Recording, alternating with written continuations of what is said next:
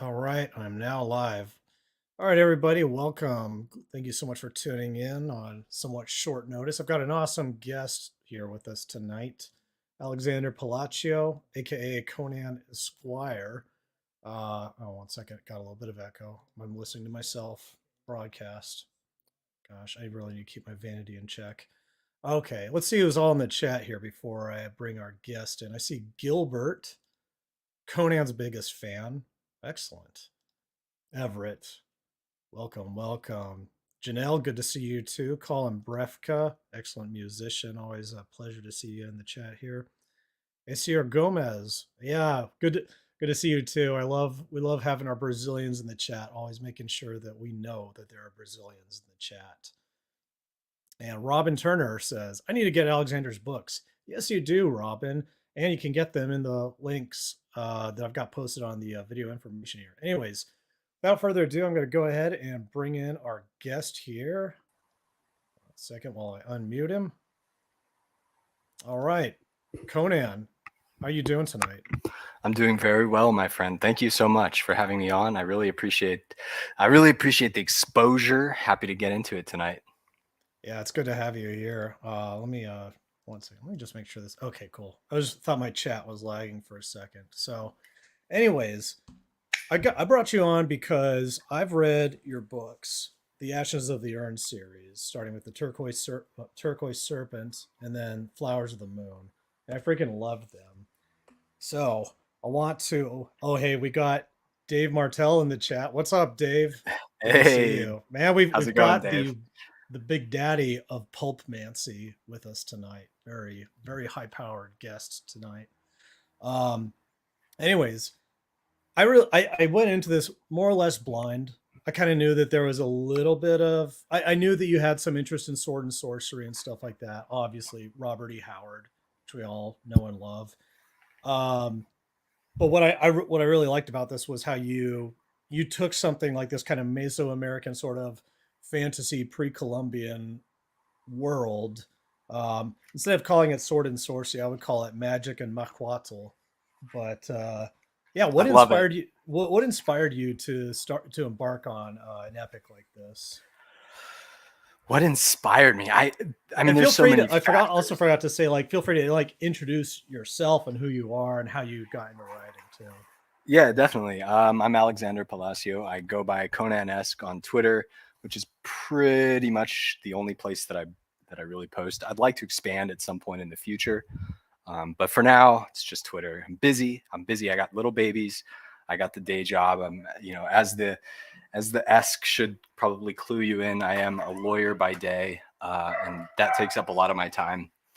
And but with what little free time that I do have, I really like to write. I've always liked to write. I knew from pretty early in my life, probably I don't know, 13, 14, 15, that I wanted to try my hand at it, so to speak. And it's taken me this long to get halfway decent.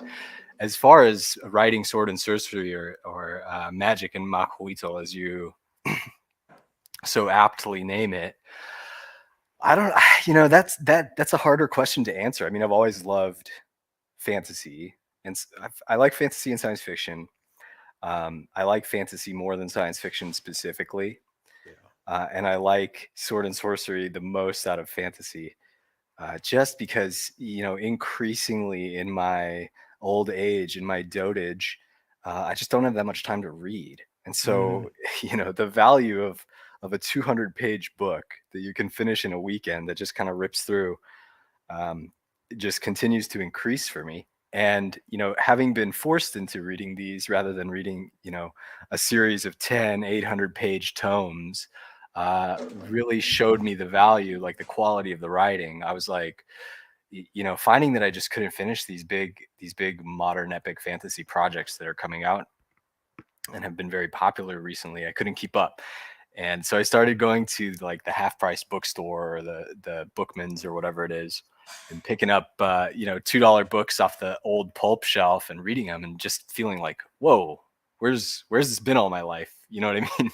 Why did nobody tell me that these are so good, that there's so many skilled authors working in this genre from way back in the day? And just started to kind of see how much I resonated with it, and how I thought that there's a certain amount of overlap between the legal writing I do by day and that specifically that kind of pulp writing, where obviously the intent is totally different, the tone is totally different, but what is very similar is how efficient you have to be with language, how clear you have to be in every sentence, how well structured each paragraph has to be to lead the reader from one idea to the next idea to the next idea through the paragraph. And there's really no room for error, right? Like, you can't spend multiple paragraphs, multiple pages working one idea and dropping a sentence here, adding a superfluous sentence there. You got to get it right.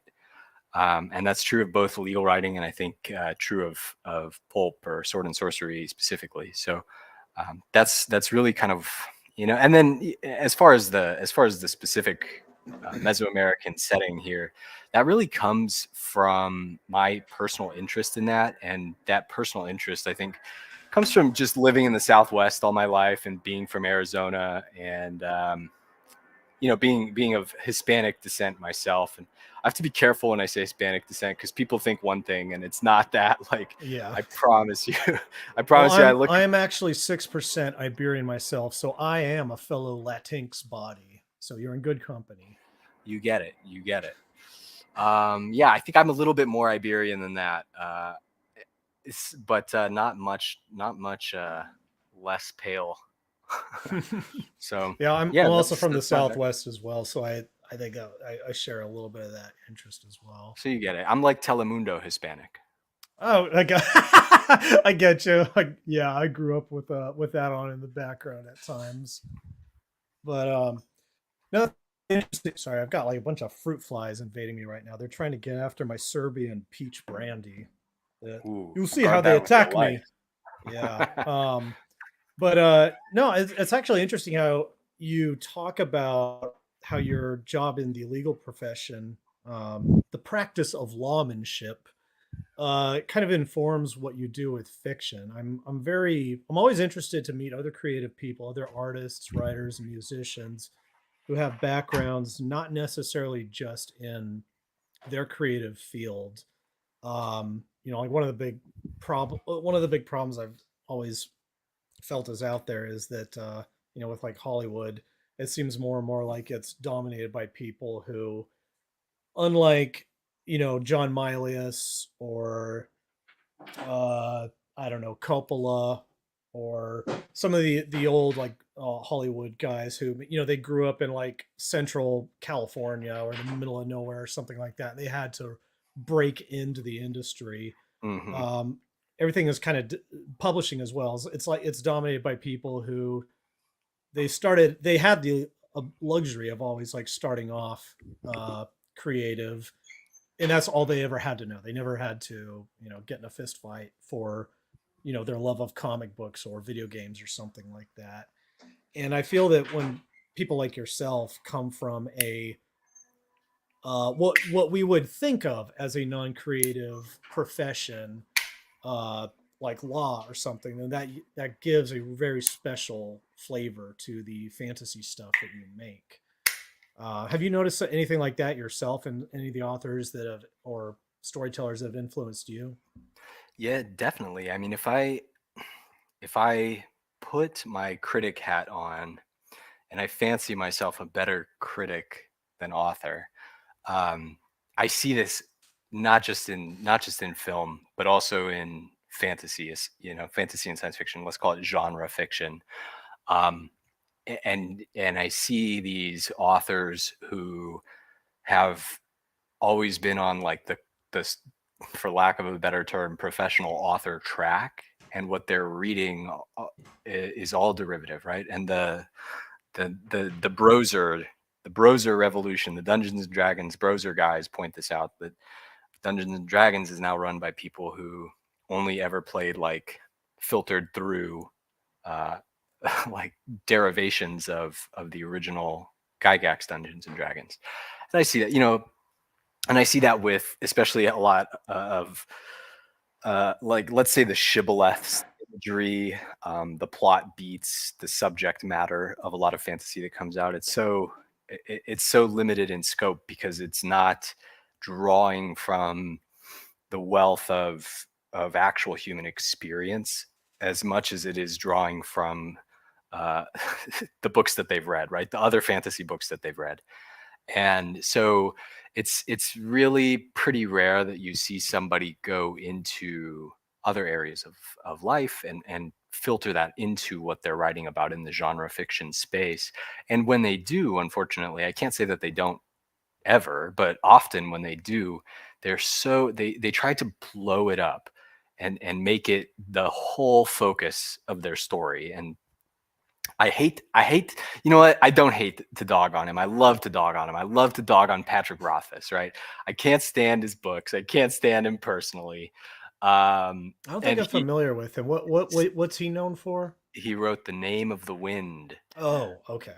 and I it's haven't read it's it, but I've seen it yeah, around a lot. Yeah. yeah. It was the talk of the town for a while, and he wrote a second book that really, I don't think measured up even critically. And then he has been sitting on his hands for a decade, promising to put the third one out.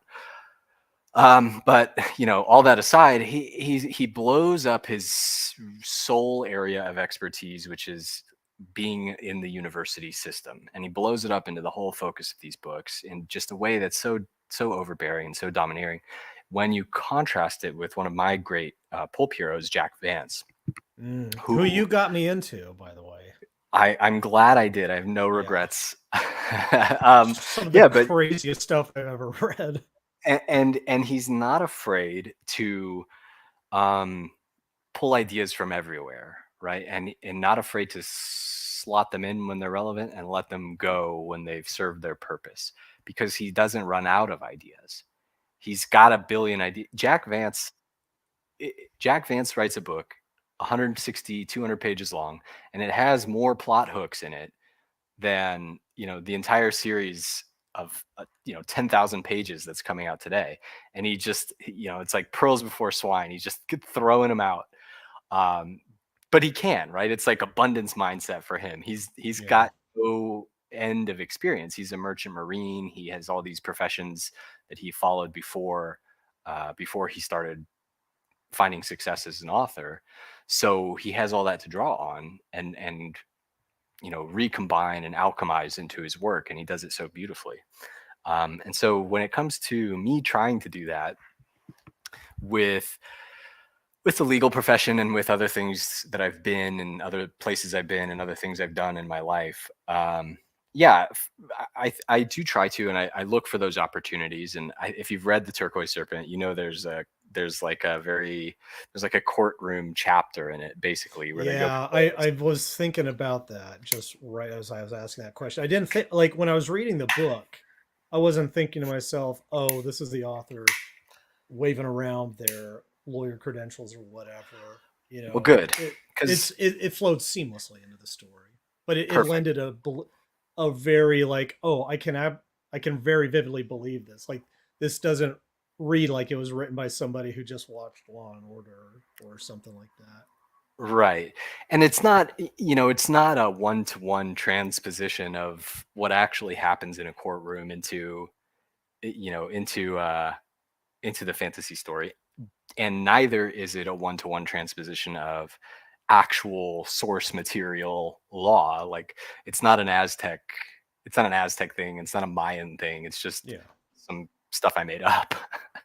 But it was stuff that I made up that I felt served the story and would be interesting and would be fun and would be clear to, like, for the reader, and not break the flow of the story. And so that's kind of how I try to take experiences and communicate them, right? Because I don't want to write these things in such a way that somebody reading it is just reading my dissertation on the subject. I want them to read it and for it to be part of the story, and for them to feel like they are understanding what's going on. Like I'm explaining it to somebody who's I think I write to a fairly intelligent reader, because that's what's more fun for me. But at the same time, I don't want I don't want anybody to be like struggling to read the sentences that I write or struggling to understand the concepts that I'm talking about. So I'm not going to go, I'm not going to like throw these arcane and you know idiotic legal concepts into a story that just they don't serve the story. They're just pure technicality, or by the same token, historical concepts that don't serve the story and are pure technicality. Like, who cares? I don't care about that. I'm trying to tell a fun story. Yeah, I've always run into that problem as well. Like, I had a background in the Marine Corps for 6 years, and a lot of people assumed that I would just love writing, tactical realism or whatever into my Hmm. comics or drawing in my artwork. And I absolutely hate it. It bores me to death because I grew up, watching like 80s action movies with roided up commandos, firing crew served machine guns from their hips with no shirt on.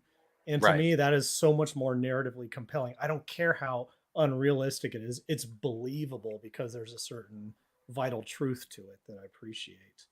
So I kind of relate to you there. It's like, yeah, like I've used some of my own real experience, but where I grew up and stuff in rural California on a farm to kind of influence things a little bit. But I I get you on the not wanting to obsess over the technical realism of stuff so much as giving it kind of a uh, gut intuitive believability or something like that. Yeah, I saw something go by on Twitter. It was dumb. It was a week ago. It was about the Star Wars show Andor, which people say good things about. I don't have time. I don't really watch TV. I don't have a Yeah, lot I of haven't seen it free yet time. either.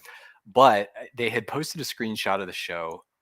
People were in costume, and from what I gathered, this was a whole thread complaining about how the vaguely kimono looking outfits in Andor had crossed the lapels of the kimono the wrong way. Like it was right over left, and it should have been left over right because it wasn't the Oh literal or gosh. something like that. And I was like, who cares? That's Yeah. so stupid.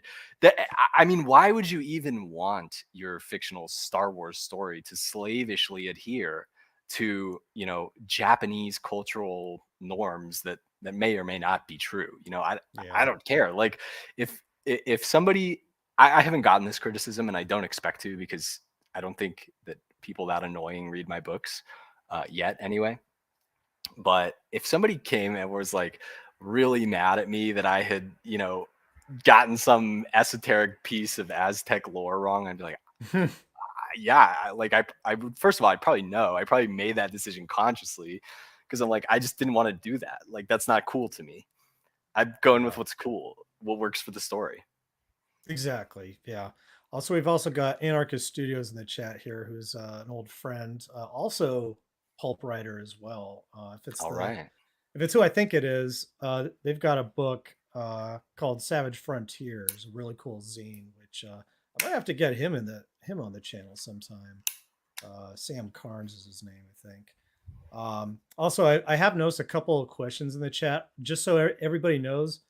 If you ask questions, I'm going to star them, and then we'll when we hit like maybe a midpoint or towards the end of the show, we'll kind of circle back around and we'll answer everybody's questions in one or two big chunks. Um, and also just check some of the other feedback here. Fright Night, who's a good long time follower of my work, she really liked your books. All right. We Yeah, got some crossover. That's cool. yeah. That's why I love like crossing over audiences here in this thing of ours. Yeah. It's I mean like there used to be a time where like I was always hitting the refresh button for news about the sequel to some movie or comic or something like that out there, and I don't know if it's a mixture of getting into my 30s and becoming a boomer basically, Hmm. or actually just the quality of entertainment objectively declining. I think it's a mix of both.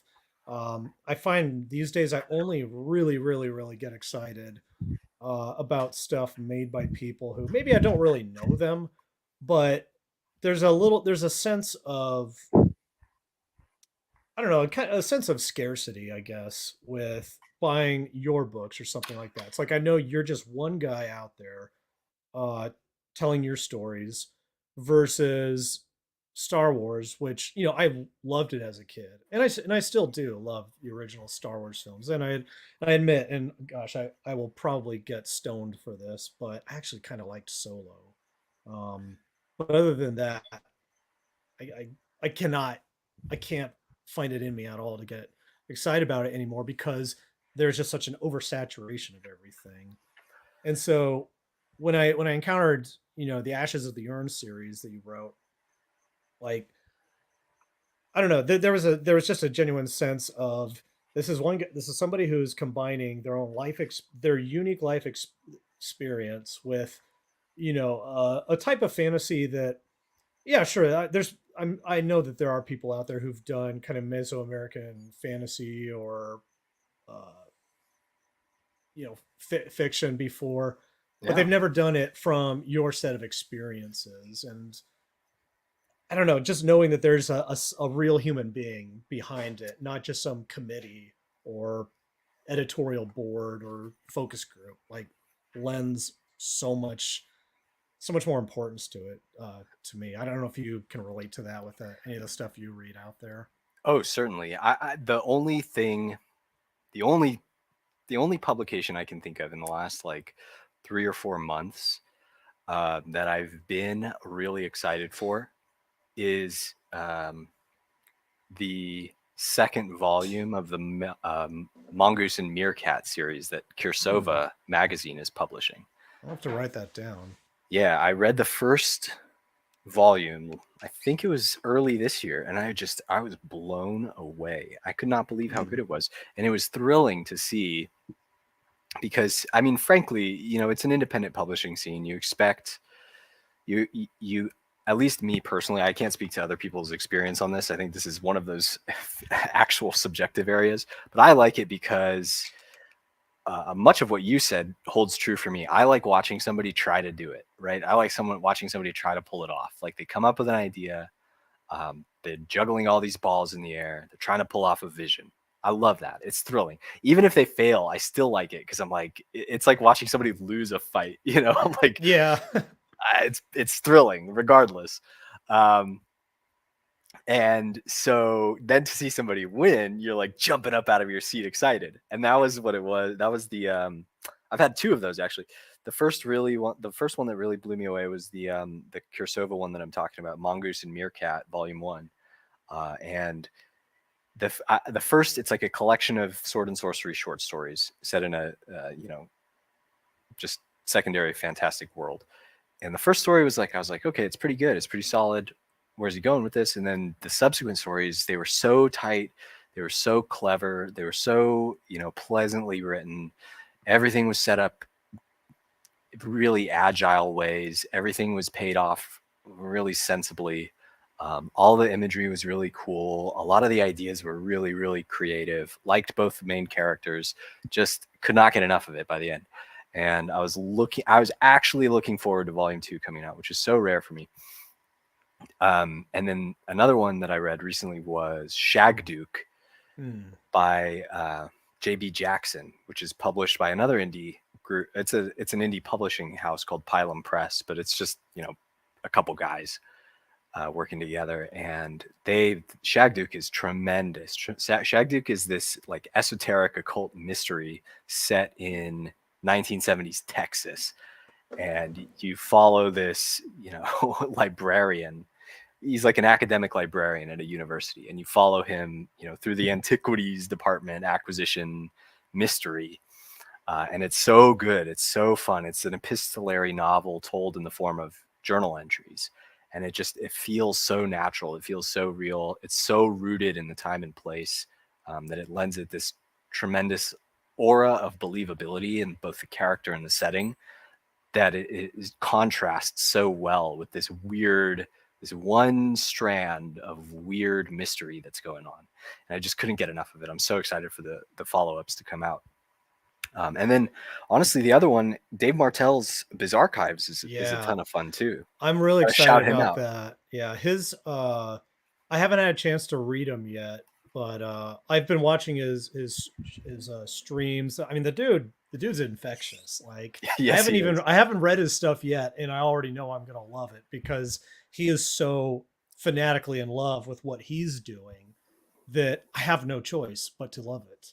Yeah, That's he's another thing. It's like I always you've probably encountered this too, is encountering other creative people who they do this kind of protective self-deprecation thing where they'll say like, "Oh, this is a stupid drawing," or "Oh, I'm trash," or "Haha," this kind of like defensive cheapening that people do. And I understand, like when you're younger and you're trying to figure yourself out, I think a lot of us kind of get that urge at times, but I really admire it when somebody just goes full PT Barnum carny yeah, mode about the thing that they're doing. And because it's like, if somebody sends me a drawing and they say, "Oh, I'm a crap artist" or something, then I'm going to tell them like, "Well, how am I supposed to argue with you on that? I'm not going to disagree with your own assessment of yourself." And versus somebody who absolutely loves what they're doing, even if hmm nobody else is following them,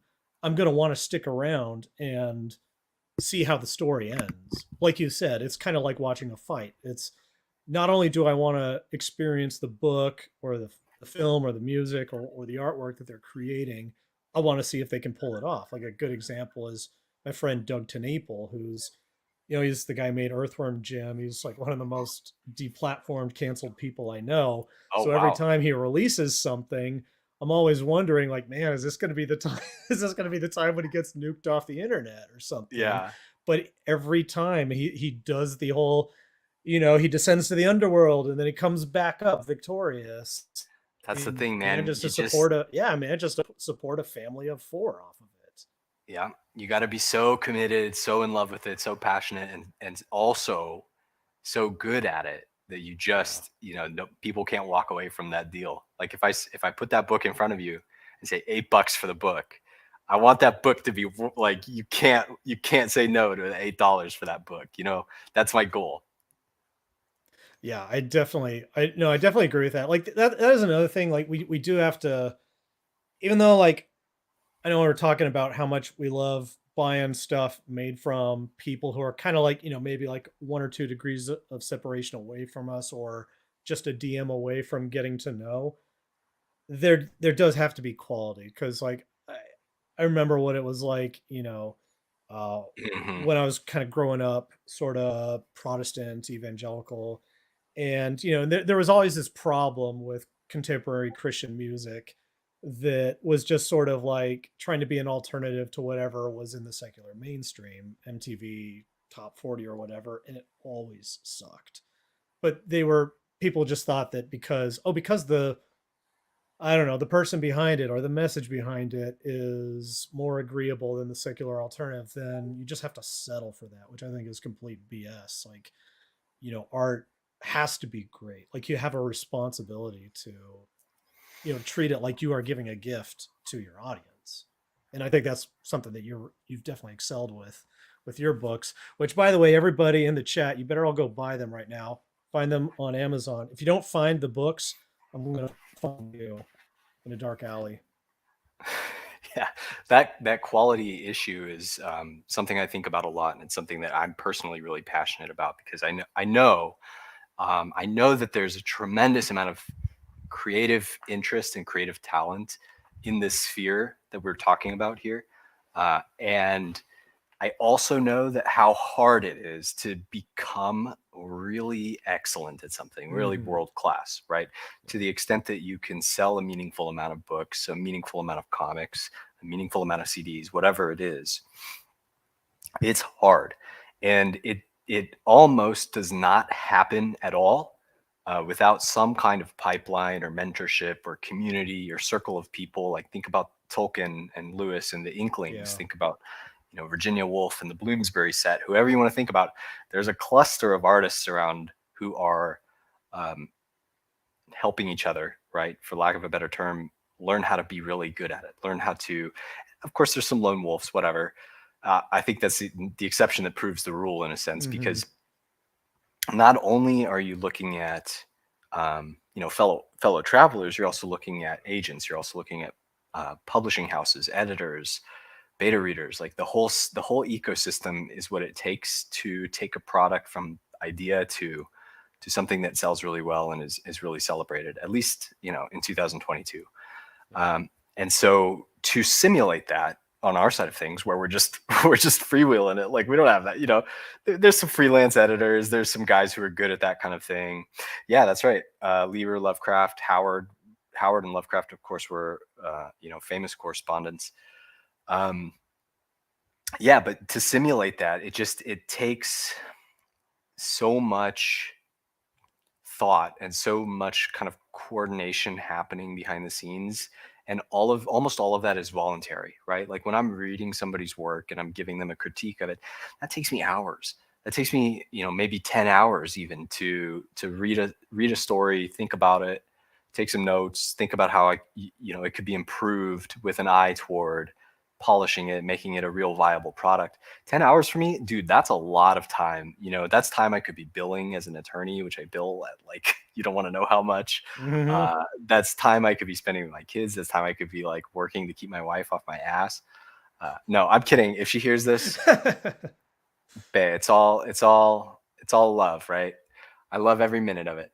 But no, I'm joking. So all that time, it comes just out of passion, but it has to be tempered. It has to be tempered and structured by people who have that experience. And so whenever somebody who does have a measure of success, or worked in the real, like, the mainstream industry, and then kind of comes into the indie sphere, those people, for better or worse, they're a resource, and they have a lot of experience and a lot of value that can be so useful to people who are trying to come up within the indie scene. And I personally owe a lot of people like that, like David Stewart, who's also on YouTube, and he's a fantasy author, and he's much more experienced and successful than I am, and he's just been a consistent and steady friend, and in helping guide me, and a lot of those guys in the sort of hashtag pulp revolution, pulp rev. Dave Martell knows who I'm talking about. Yeah. Great guys. And they've been, really steady mentors, and there are, of course, others you could shout out. There used to be a guy on Twitter called Billionaire Psycho, who was a former screenwriter in Hollywood. Sounds familiar. I mean, the username alone has me sold. Yeah, yeah, he was a bit of a wild man. I think he got a couple of accounts banned before he. I think he just lurks now, but he was so active in trying to help people just, like, improve their fundamental writing skills. And I noticed that, I noticed that. I know other people noticed that, and I really appreciate it. And it's something that I'll always respect and try to repay if I can, because it does go a long way to just improving the baseline level of quality in the work that the scene is putting out. And unless you have that concerted push toward a higher level of quality, a commitment to quality, um, it's going to be very dicey to whether you ever put out some, like, a true banger, right? Like something that makes it through the firewall, hits the mainstream, blows up, really gets some attention, some eyeballs, some success. And man, when that happens, that's going to be.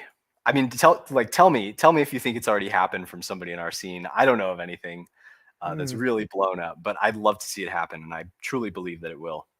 Yeah, I think it's just kind of inevitable at this point, given I mean, you look at what makes it and what gets funding in mainstream entertainment right now. It's just I mean, I see the term thrown around a lot that we're culturally stuck. Everything is a reboot, a rehash of Hmm. something else. And that being said, I know somebody is thinking, well, there's no new ideas anymore. Everything Nobody has true originality. That's true, but like we were talking about earlier, you know, when people are writing or creating from a place of authenticity, of their own strange, unique experiences that nobody else has.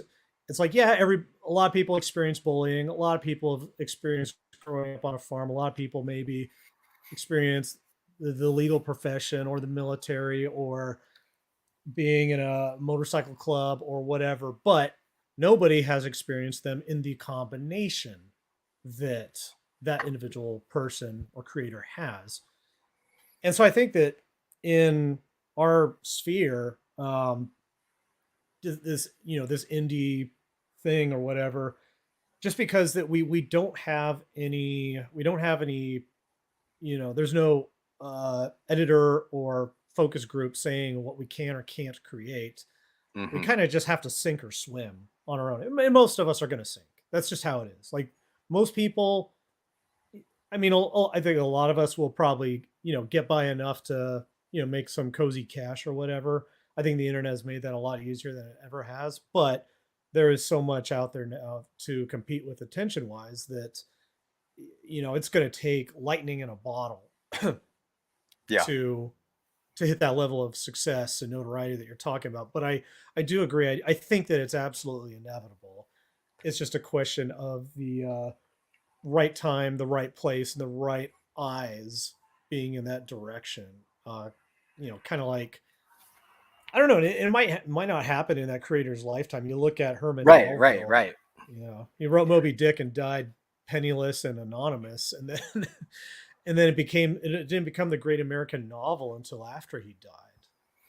Yeah. I think a lot of energy present in a scene, a lot of that creative energy that goes into something, goes into a book, goes into whatever, doesn't necessarily get discovered or get consumed until Mm-hmm. after the fact, right? I Yeah. mean, I go back, I find some $2 paperback on a shelf by a guy you never heard of in your life who wrote 2 or 3 books, got them published. They DAW Books or whoever probably paid him like $500 for them Mm, back in the day, if that. And they're tremendous. And I'm sitting here talking about them on Twitter or whatever. And I mean, for me at least, I agree with you. I think it's always going to be lightning in a bottle to get a truly blockbuster breakout hit.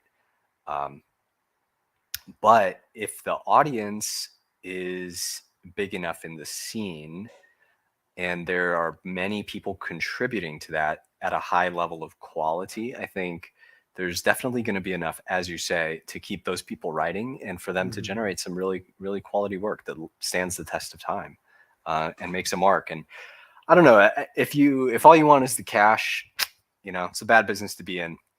But if you want to have some fun with your friends and write some cool stories and maybe have them stick around for a while, not a bad business to be in. Yeah, I definitely agree. And I've heard this from two different sources. One was Doug TenNapel, who told me initially, like when he was kind of like coaching me on when I was deciding whether or not to embark on my graphic novel, and he just said, "Oh, don't worry about the money. Just create because you love it." And I'm like, okay, but how the hell am I gonna pay for the bills and all that stuff? And I wanted to kind of Hmm. like blurt out, like, well, dude, that's easy for you to say. You're the guy who made all these TV shows and video games and stuff, and you've got fu money to throw around now. Like that's easy to say, but it wasn't until a few years later that I realized what he meant by that. It's if you detach yourself from the pursuit of money as your top focus, only then can you really create what is authentic to you. Because if you're doing it just like short time horizon, thinking about the money, what are you going to do? You're probably going to write, I don't know, some like YA urban fantasy Right. type thing that is just, Isekai harem novel.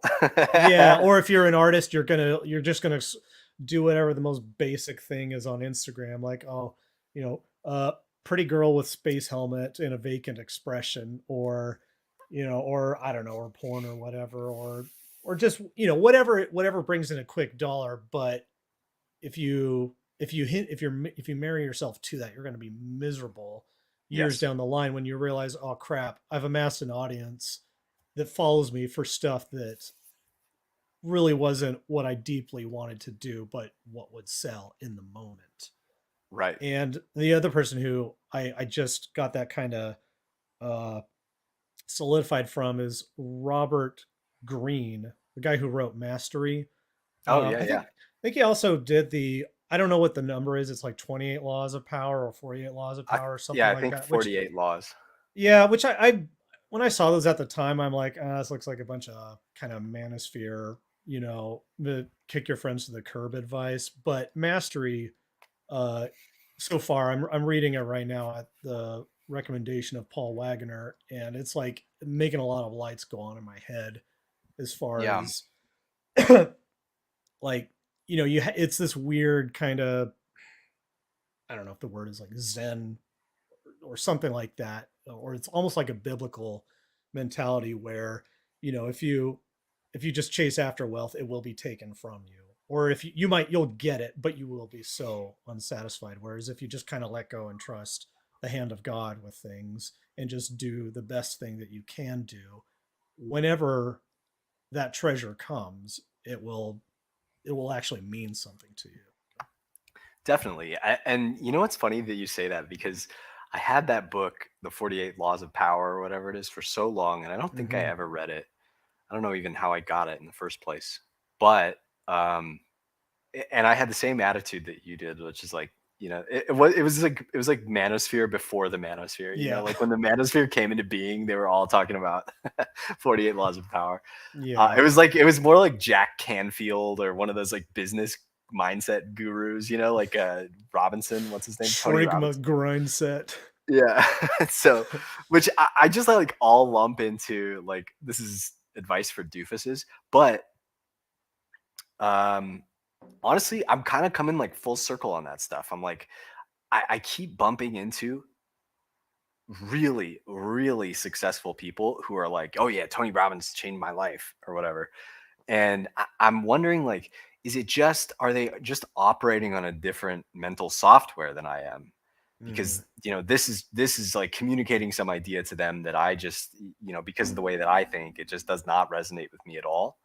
And I think it must be because there are people who make a lot more money than I do, and like with a lot less effort, who Yeah. who are like, yeah, it's all thanks to Jay Shetty or whatever, Deepak Chopra or whoever. Yeah.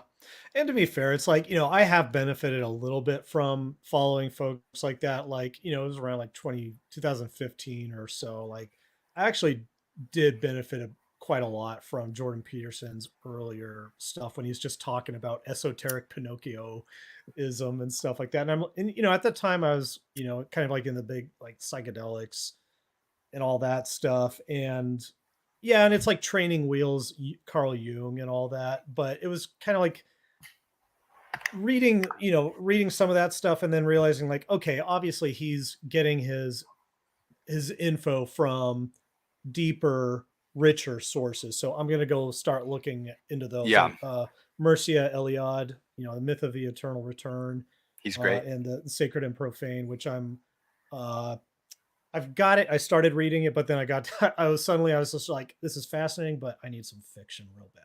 So that's where I'm at now. Um, Well, I'm glad to provide. I'm more than yeah. happy. Which also reminds me, you talk a lot about other books and authors that you appreciate or are influenced by on Twitter. One of them was Tad Williams with the Memory, Sorrow, and Thorn series.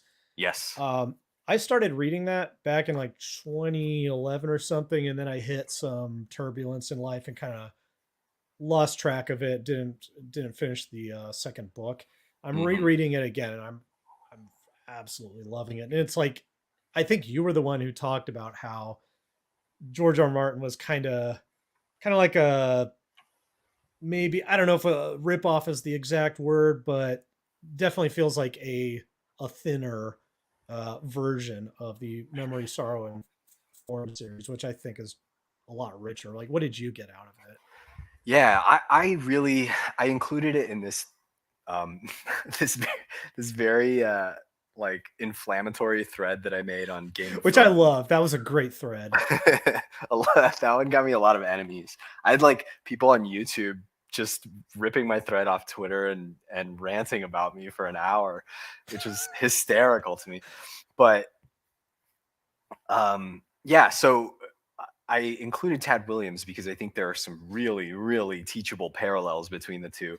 And I wanted to loop back briefly to something that you said earlier Hmm. regarding originality. And I think I might even have a lower bar for originality than you have. I'm like, listen, if it's not copyright infringing, it's original enough. Like, just just make it really good. Like I'll Yeah. read the same story more or less over and over as long as it's done well. Like it's like putting on a play or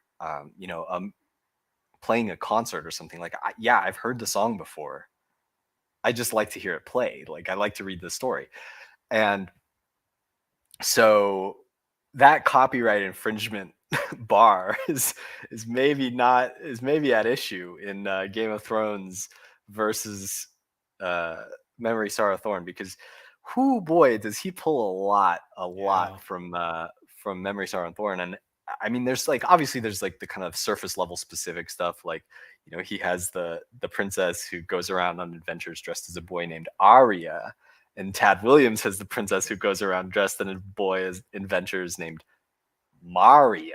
It's Yeah. like there's the homage argument, but it's just so consistent. Like Joshua being a parallel for Jaime Lannister with the missing hand, and the swords have the same name, and there's the villainous red priest, and Hmm. the ice creeping down from the north, and the creatures coming out of the ice, and the comet that portends doom, and all of it, right? Like there's so much in parallel.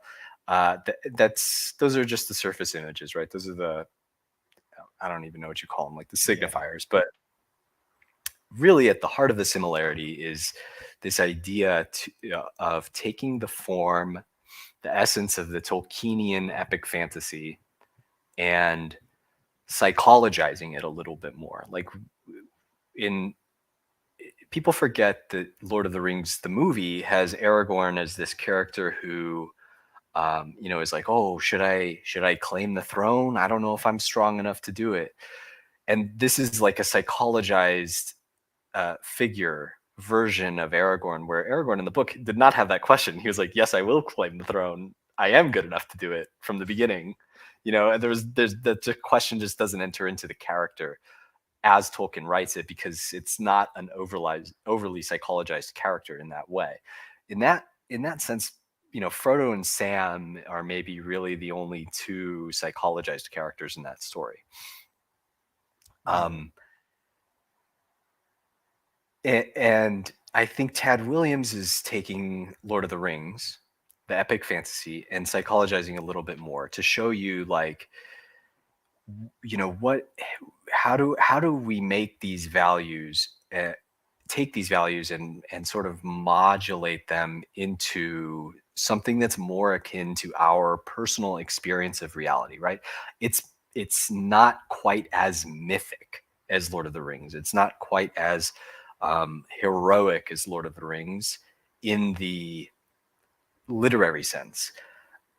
It's much more psychologized, right? Like um, Simon Snowlock, our protagonist, is facing these much more psychologized moral questions, where he really has to wrestle with betrayals. He really has to wrestle, like the personal impact on him of betrayals and stuff like that. Um, People that he grew up believing were good, ideas that he grew up believing were just, turning out to be tarnished or to be different than he thought. And obviously, as I'm describing this, it's sounding a lot like what George Martin is asking the reader to consider in Game of Thrones. And I think that there's a sweet spot for doing it. And I think Tad Williams' series really lands in that sweet spot, and George Martin just overshoots it. that's Yeah. that's kind of the essence of my take on it. Yeah, and I also just generally, I've read Ted Williams's other series, Otherland, his kind of like Mhm. mythical cyberpunk epic.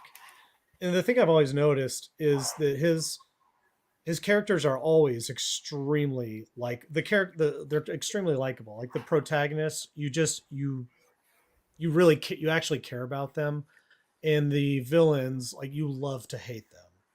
Mhm. With George, when I was reading Song of Ice and Fire, which I did enjoy sincerely, up until I think whatever the last book was before Dance of Dragons, that was kind of where I just sort of felt like, okay, this is a whole lot of cynicism and people backstabbing each other and just basically just doing the fantasy equivalent of a nonstop Waffle House fight. Who am I supposed to root for in all this? And it just, it felt like like I get it. The argument is like, but man, this is realistic. This is grim, like the real Middle Ages were. And I'm like, okay, but is it interesting? I don't think Yeah, so. and that's really And the difference between that and Memory, Sorrow, and Thorn, because with Memory, Sorrow, and Thorn, you're never wondering like, is Simon really the good guy here? You know, mhm. is is the evil guy really the bad guy? Those questions are not. Parades and the puppy. Oh my Yeah, gosh. yeah, right. You It's just know like he's the bad it's, guy, yeah, it's like Tad Williams did the villain equivalent of Save the Cat. It's Crush the Puppy. It's like right? and that's another thing. Like I actually met Tad Williams at a convention. Like, Oh, gosh, no way. I was like fresh out of high school, and I only knew of him because my friend Matt Rhodes, who's an amazing artist, you all gotta look up. He's the art director at BioWare. Oh, Um, wow. he did some amazing Memory, Sorrow, and Thorn fan art when we first became friends, and that's what kind of got me onto Tad Williams. And when I met Tad, he was like, I was just a total nobody. I had some bad drawings that I showed him and stuff, but he was just so interested in his fans, or even people that were just interested in becoming fans of his. Like, I don't know, it's like he had a reflection in the mirror. He had a soul, and it Yeah. carries over in his writing as well. Yeah, I think that's right. I think, there is a question in Memory, Sorrow, Thorn of like whether the kingdom that what's his the deceased, the king who dies at the beginning of the story, whether his kingdom is really worth saving, whether what he built, given that he built it on the fractured relationship with the elves and so forth, is worth preserving. And I think there, that's sort of Williams' critique of Tolkien in a way. Like he's saying, maybe Gondor, maybe there are cases in real life where what you think is Gondor is not really Gondor, right? Like it's so rotten Mhm. that it's not worth keeping. Um, how do we deal with these realities? How do we deal with our own guys sucking or Yeah. ourselves sucking on the inside? Whereas Martin, I think he just overshoots it so bad that it gets comical by the end, where you're just like, yeah, okay, whatever, like move on. Yeah, and it's like and kinda like people I don't know if it's him trying to do this or people propping him up as this as like the real deal, like the cynical alternative to Tolkien and Lewis. Like you look at how Tolkien and Lewis, yeah, they you could say like they wrote idealized fantasies and epics and stuff, not because they were saying like this is how it is, but this is how this is the ideal to strive for. It's meant to be aspirational and large in our lives.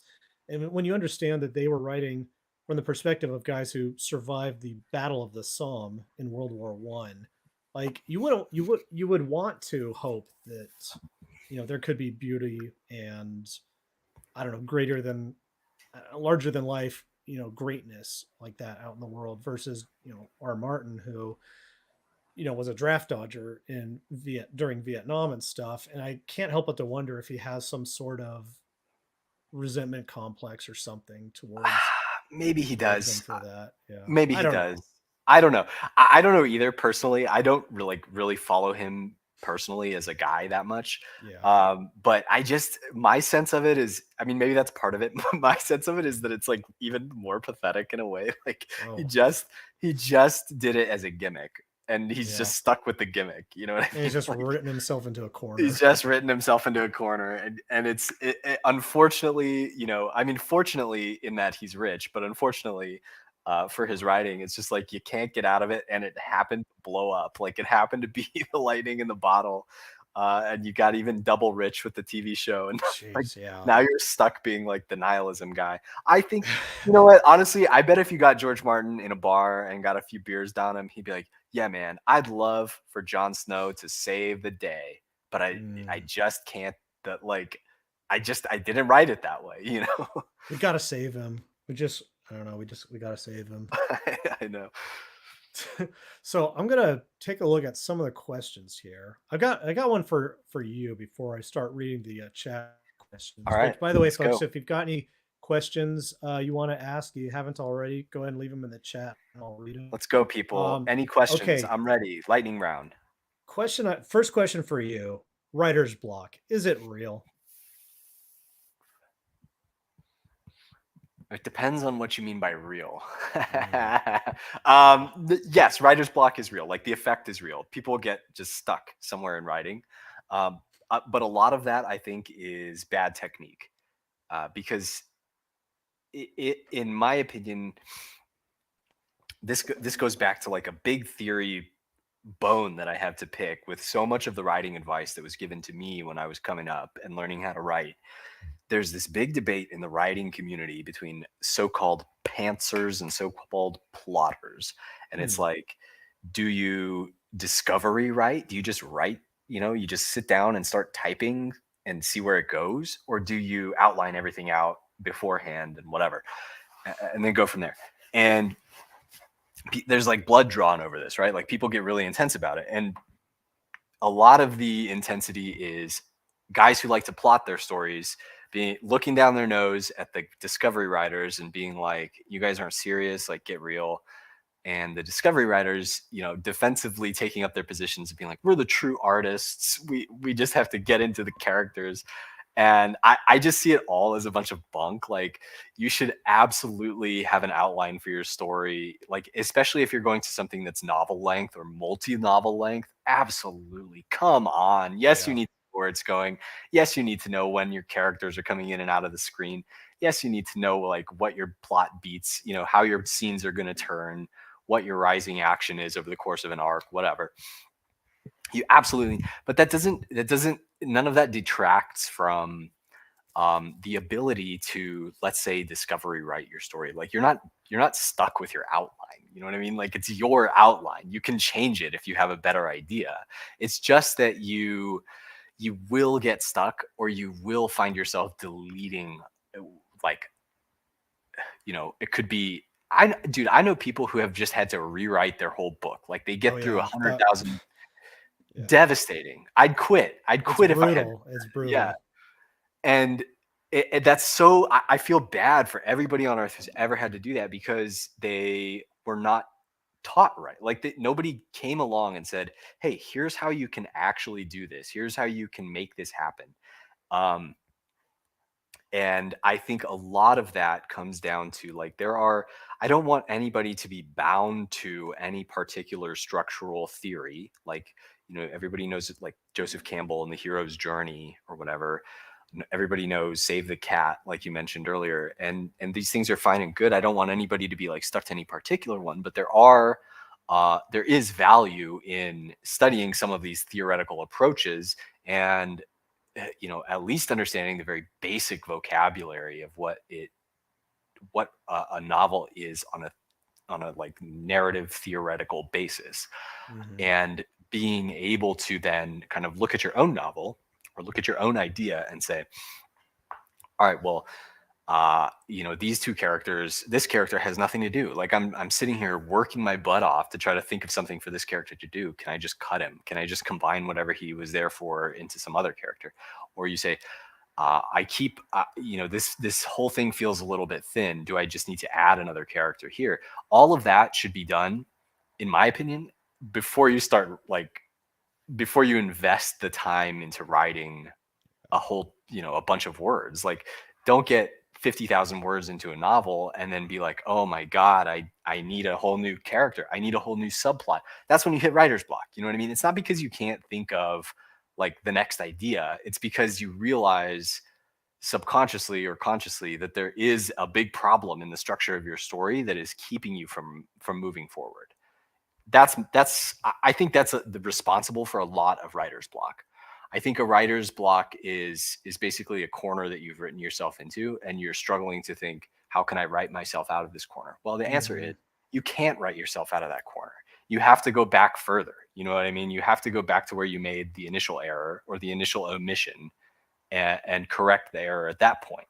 And that may involve cutting 10,000 words, rewriting 50,000 words, whatever it is going to be incredibly painful. And I encourage everybody who's interested in writing to avoid that at all costs, Yeah. especially if you have a day job or whatever, because, Oh my you gosh. run into Yeah. these people who are talking about, they've been writing this book for 8 years, they've been writing this book for 10 years or whatever. And I'm like, damn, that's insane. Like, I mean, maybe if you're Marcel Proust or something, but um, if you're just some guy trying to put a book out, like, get it done, like, there's no, this seems painful. Like, you're not enjoying this. This is a huge struggle for you when you could, if you had a plan, if you had even a basic knowledge that is just in your own vocabulary, in your own mental model, not necessarily Save the Cat, not necessarily Robert McKee's story, not necessarily any of these structural theories, just your own.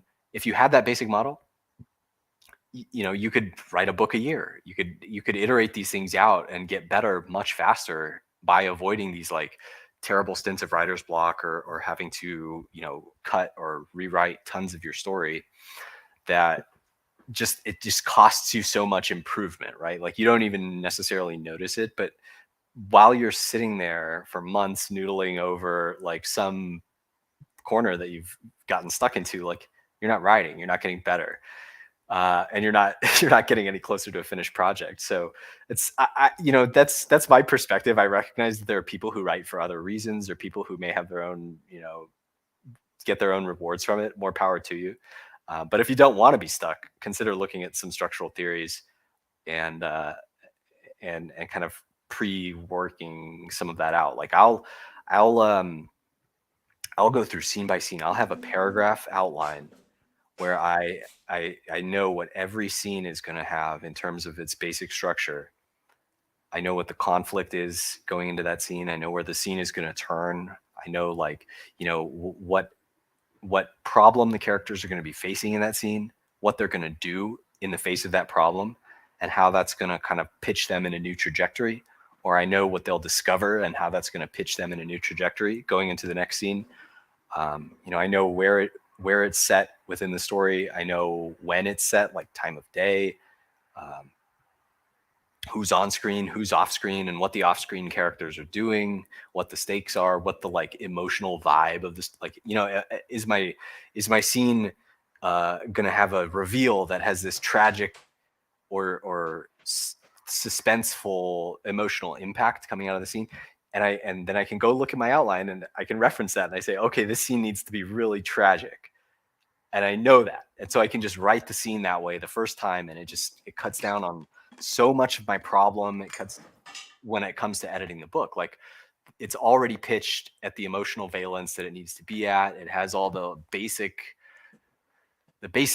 framework that the scene needs to have to work within the story. And so all I'm doing when I edit my book is I'm making sure, at the line level, the sentence makes sense. The sentence sounds good. The sentence flows naturally into the next sentence. The characters are doing things that are consistent with their character. That kind of really minor, polished stuff versus, major plot points like, oh, I don't even have a character in this scene that I need in this scene. And, oh, how do I get them here from a previous scene, and that kind of thing.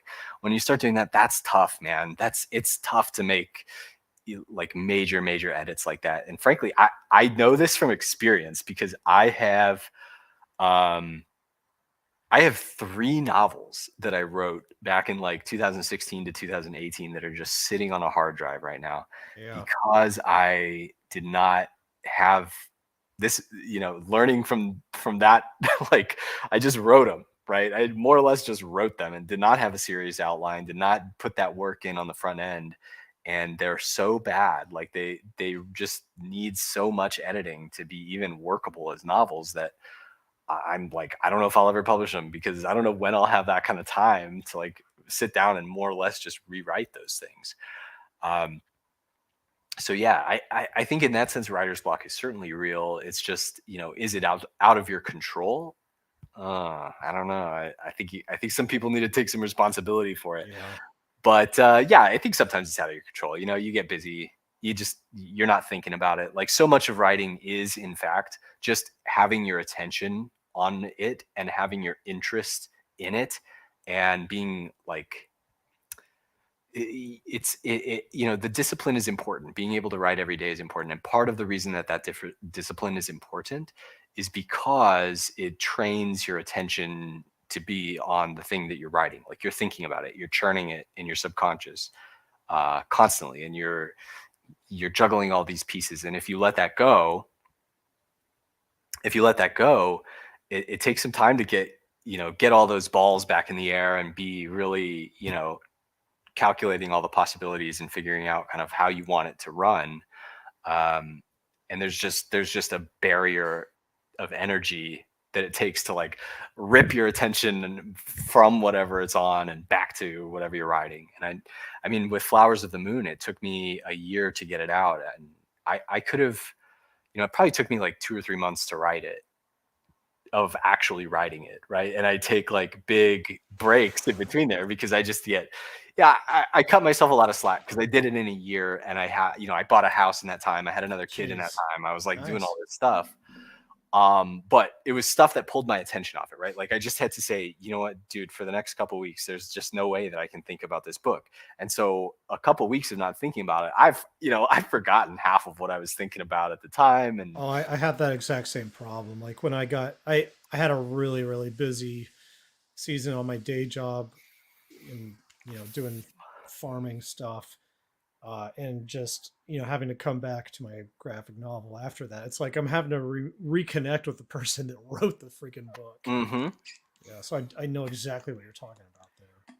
And that's just the vagaries of life sometimes. But I definitely think there are certain situations where writer's block is like just a mistake that you've made, or a gap in your training as an Hmm. author, more or less.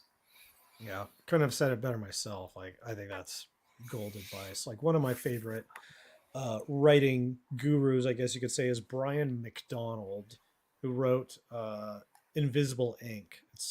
I've recommended it numerous times to a lot of people, and it's, he talks about a lot of the same structural stuff that you're going over. He just explains the whole concept of theme in a way that Hmm.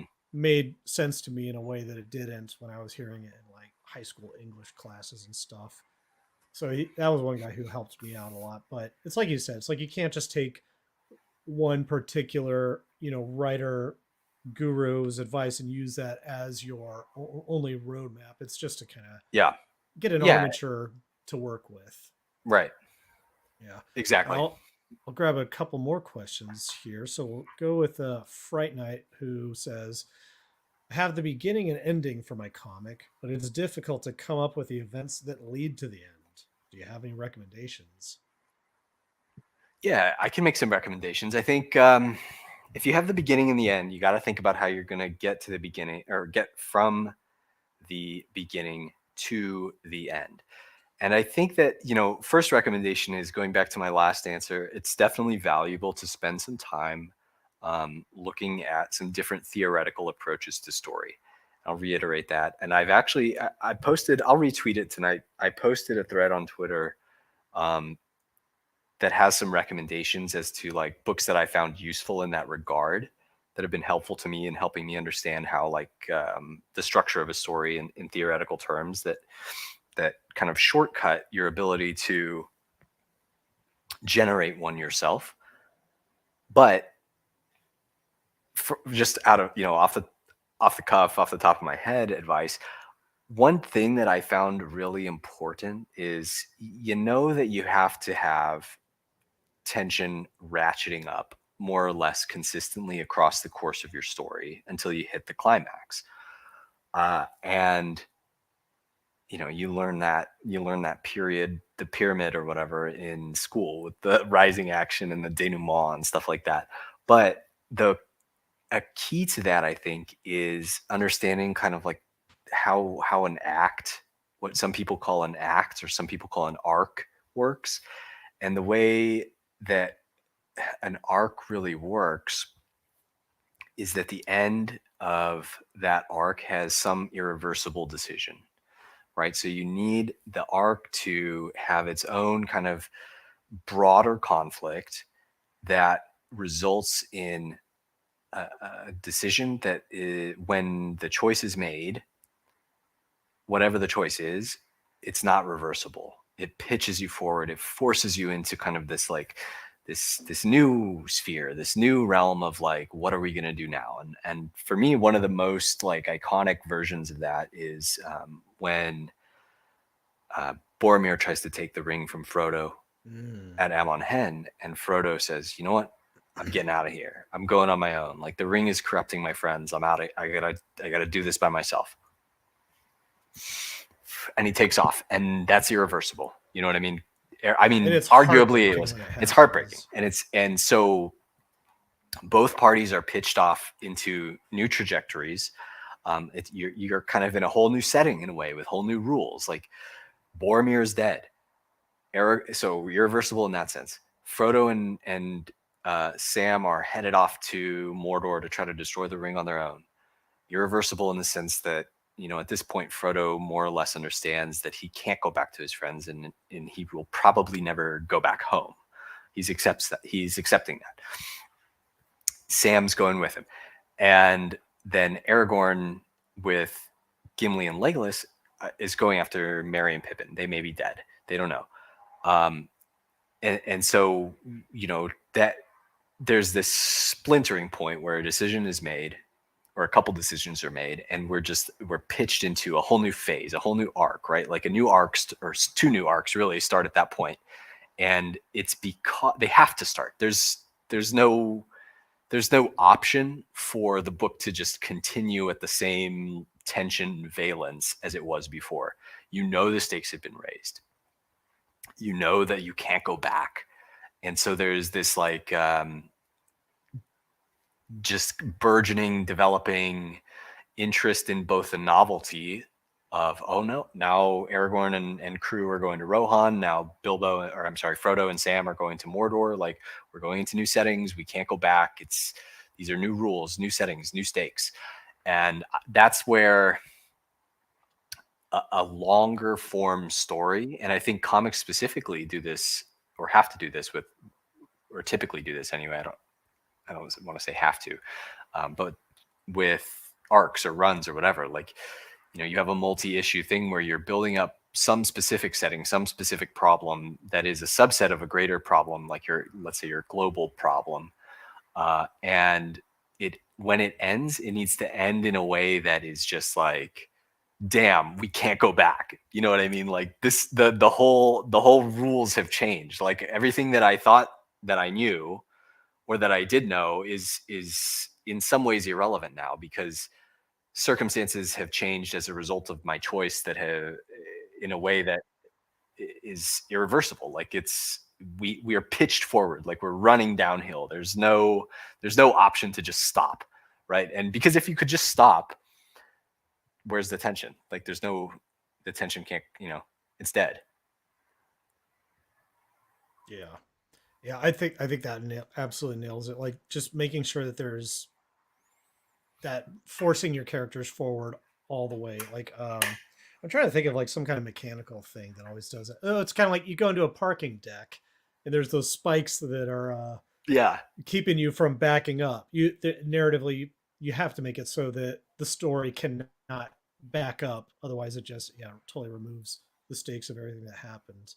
I found that for me when it came to figuring out, okay, I've got my ending and my beginning, which by the way, you probably agree with this. I always advise people start with your ending, figure that out before anything else, because your ending is your message. That is what the story is about. It's whatever big change the characters are going to have. Because without that, if you're just trying to find your way to an ending, you're never going to get there. Yeah. But that was the only way it was possible for me to completely. I didn't just rewrite my book, I had to redraw it like 200 and some pages initially. But I Damn. was only able to stick through it because I had nothing else going for me. And it was just like, without this, I'm not going to get hired anywhere. I don't have any other ideas that I'm passionate about. This is it or nothing. Um, and but it was harrowing.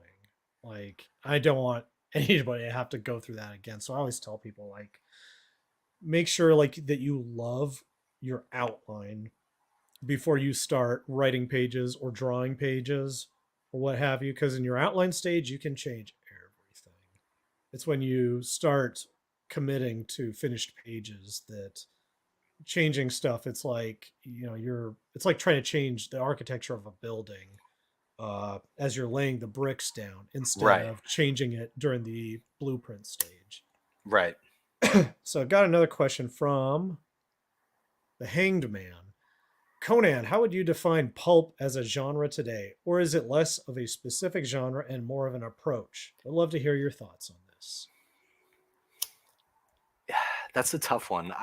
Pulp, we talk about new pulp, and there are people writing it, kind of taking inspiration from it, but I don't think there really is a pulp genre today, in the same way that there was in the era that gave pulp its name.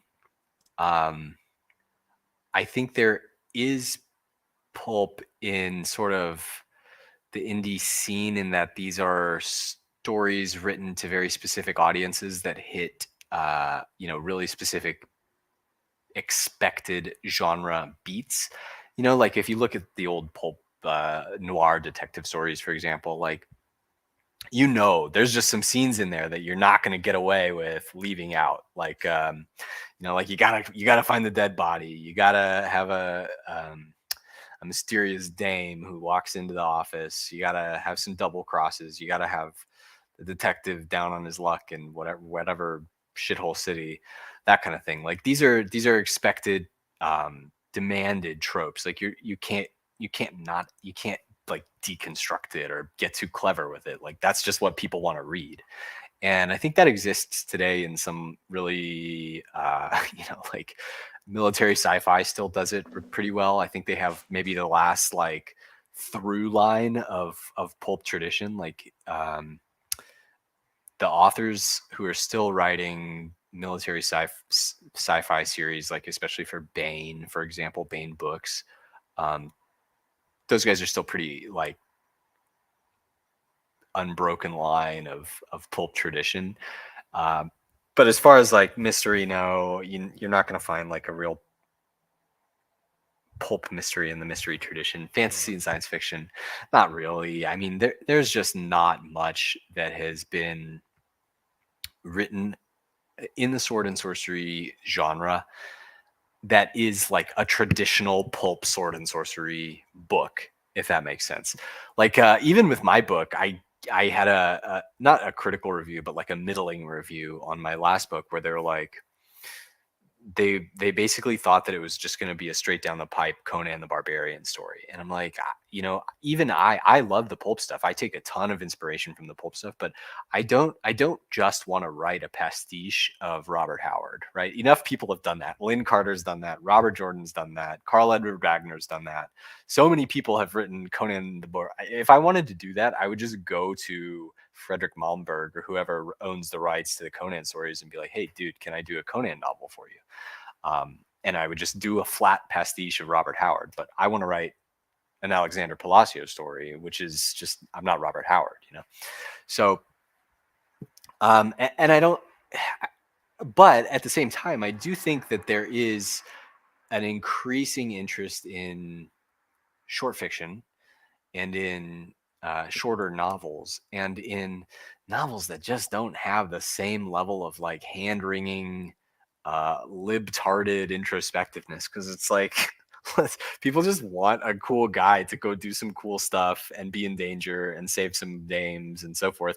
And so, like to that extent, yeah, I think pulp is alive and coming back in a strong way, if that's what you're defining it as. But so I think there's a lot of if you got through a lot of the dickering over definitions of like what pulp is, like does it have to be actually printed on pulp paper like it used to be? If not, then if you, depending on what the definition is, yeah, I think pulp is alive for sure. Like, and I know Dave Martell feels strongly about it. I think Dave Yeah. Martell is maybe the only true pulp publisher out there today. I think he's really putting it down for the pulp revival. And everybody else is kind of doing like a modern interpretation of pulp. But even Dave Martell, even Dave had some like stuff that felt inspired by Dark Souls or Yeah. Elden Ring or something like that in some of the BizArchive stuff that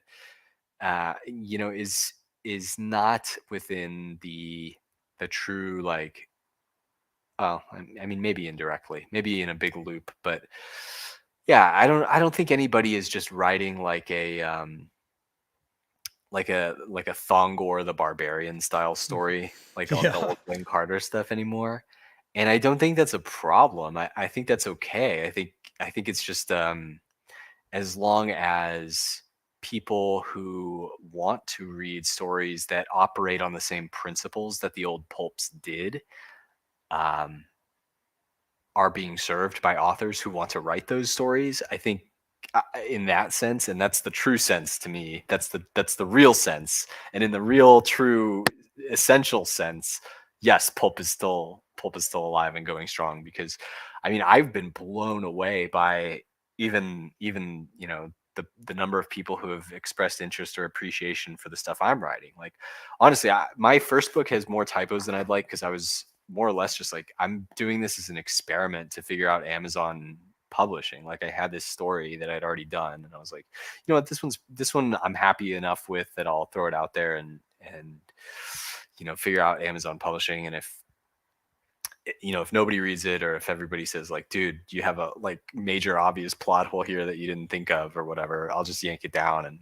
then I will have the knowledge of how to self-publish a book from Amazon. People have liked it. More people than I ever thought would like it have liked it. So it's been very encouraging, and it's definitely um, the Turquoise Serpent and Flowers of the Moon are both definitely like far more pulp than if you went and pulled something off the shelf of Yeah. a major fantasy section. Like, I just read The Bone Ships by R.J. Barker or something like Mm. that, and it's so, man, it's not bad. I'm not gonna like crap on it or anything. um, but it's so turgid. It's so like, makes this attempt to be magisterial while at the same time feeling like ultimately so silly. And I was like, dude, just lean into it. Like, just lean into the silliness, lean into the camp a little bit. Like, have a swashbuckler. Hmm. Write a Captain Jack Sparrow. Like, write a Yeah, Captain Blood. Write exactly. something that rips and it's fun. And he's like, no, you're not. You can't have fun reading this story. You have to be like pensive and thoughtful, and appreciate my long turns of phrase. And that's not what I want to do. You know what I mean? Like, I'm not trying to drag something out. I'm trying to give you, each scene has like some punch. It's doing something, right? You're always moving on to the next thing. You're always up and down. You're ripping through the story. You're having fun. You're liking the characters.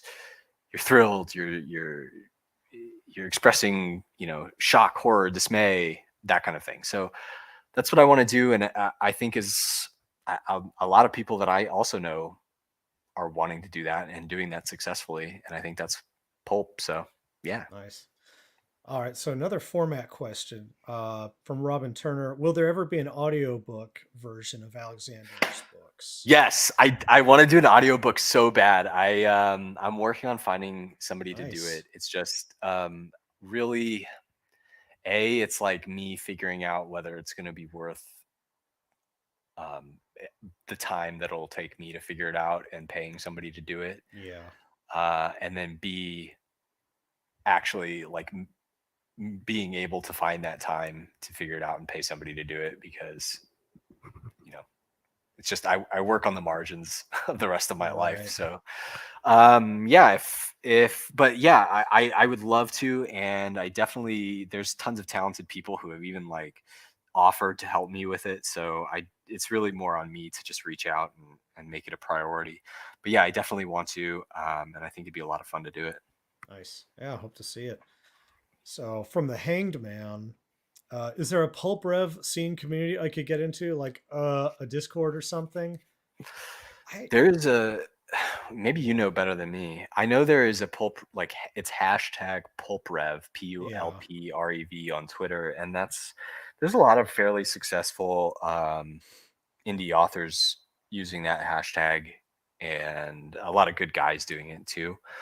They have some groups on Twitter that I'm aware of. I used to be in them and I just left because I was leaving a bunch of groups on Twitter. I don't know about Discord. I don't spend a ton of time on Discord. Yeah. But Yeah, yeah. in my experience, it does seem like Telegram also has a lot of I guess you could say like pulp chats or something. Like I know Dave Martell's Telegram channel and what's it Arias Press as well. Like I think most of those channels that have conversation enabled, I guess, could be considered, Hmm. pulp rev group chats, perhaps, common interest there at the very least.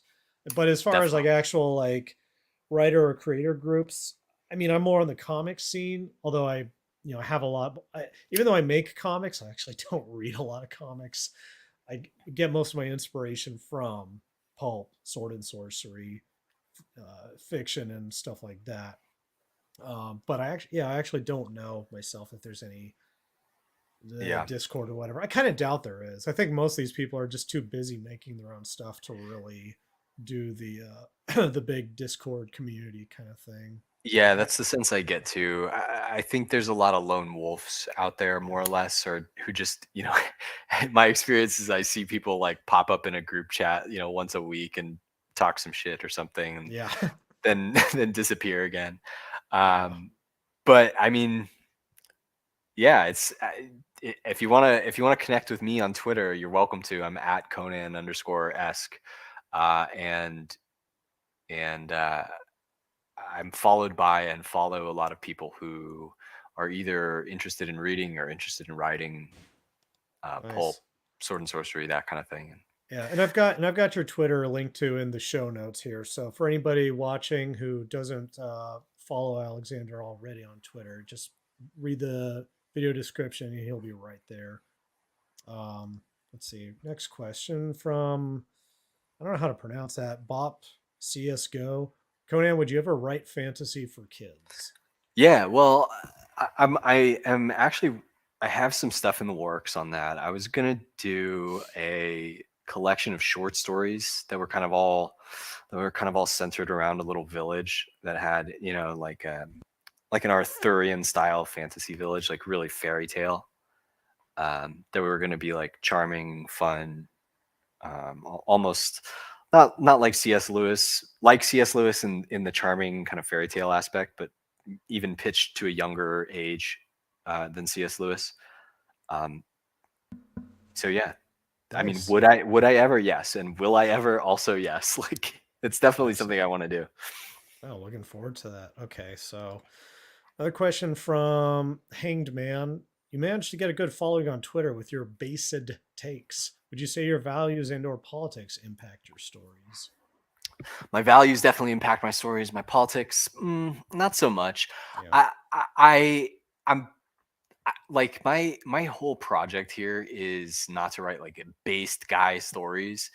My project is to write good stories that don't have degenerate stuff in them. You know what I mean? Like I'm not trying to like be subversive against like good morals or anything. Like I want to write heroic stories. I want to write stories that are uplifting, that evoke that bring the best out of people. Like Hmm. Horace, the Roman poet Horace, in a book called Ars Poetica, and I've talked about this before, says that the purpose of poetry is to delight and to instruct. And that didactic element, the instruction part, is like the instruction in virtue. You know what I mean? The instruction in good morals. And I think that is done, and you touched on this before, through example and through theme, like thematic impact of the story. Think about I'll go back to Lord of the Rings again because I'm obsessed with it. I think it's still an underrated work. Oh, Um, tremendously. you have let's say the Frodo story, where the theme, like the thing, that the point that Tolkien is handing you at the end of the Frodo story, is to say that adherence to virtue, demonstration of virtues that seem to be contrary to your best interests, like mercy, right? Bilbo had the chance to kill Gollum, and neither did. And because neither did, because both extended mercy, because both took the virtuous path instead of the easy path, or the path that would seem right, except that it was contrary to virtue. If they had fallen to that temptation, then the ring wouldn't have been destroyed, because Frodo didn't throw the ring into Mount Doom. You know what I mean? Gollum just fucking slipped in there, and and so, but that's the eucatastrophe. You know what I mean? That's the intervention of God that's made possible, or made room for, by the virtue exercised by Frodo, rather than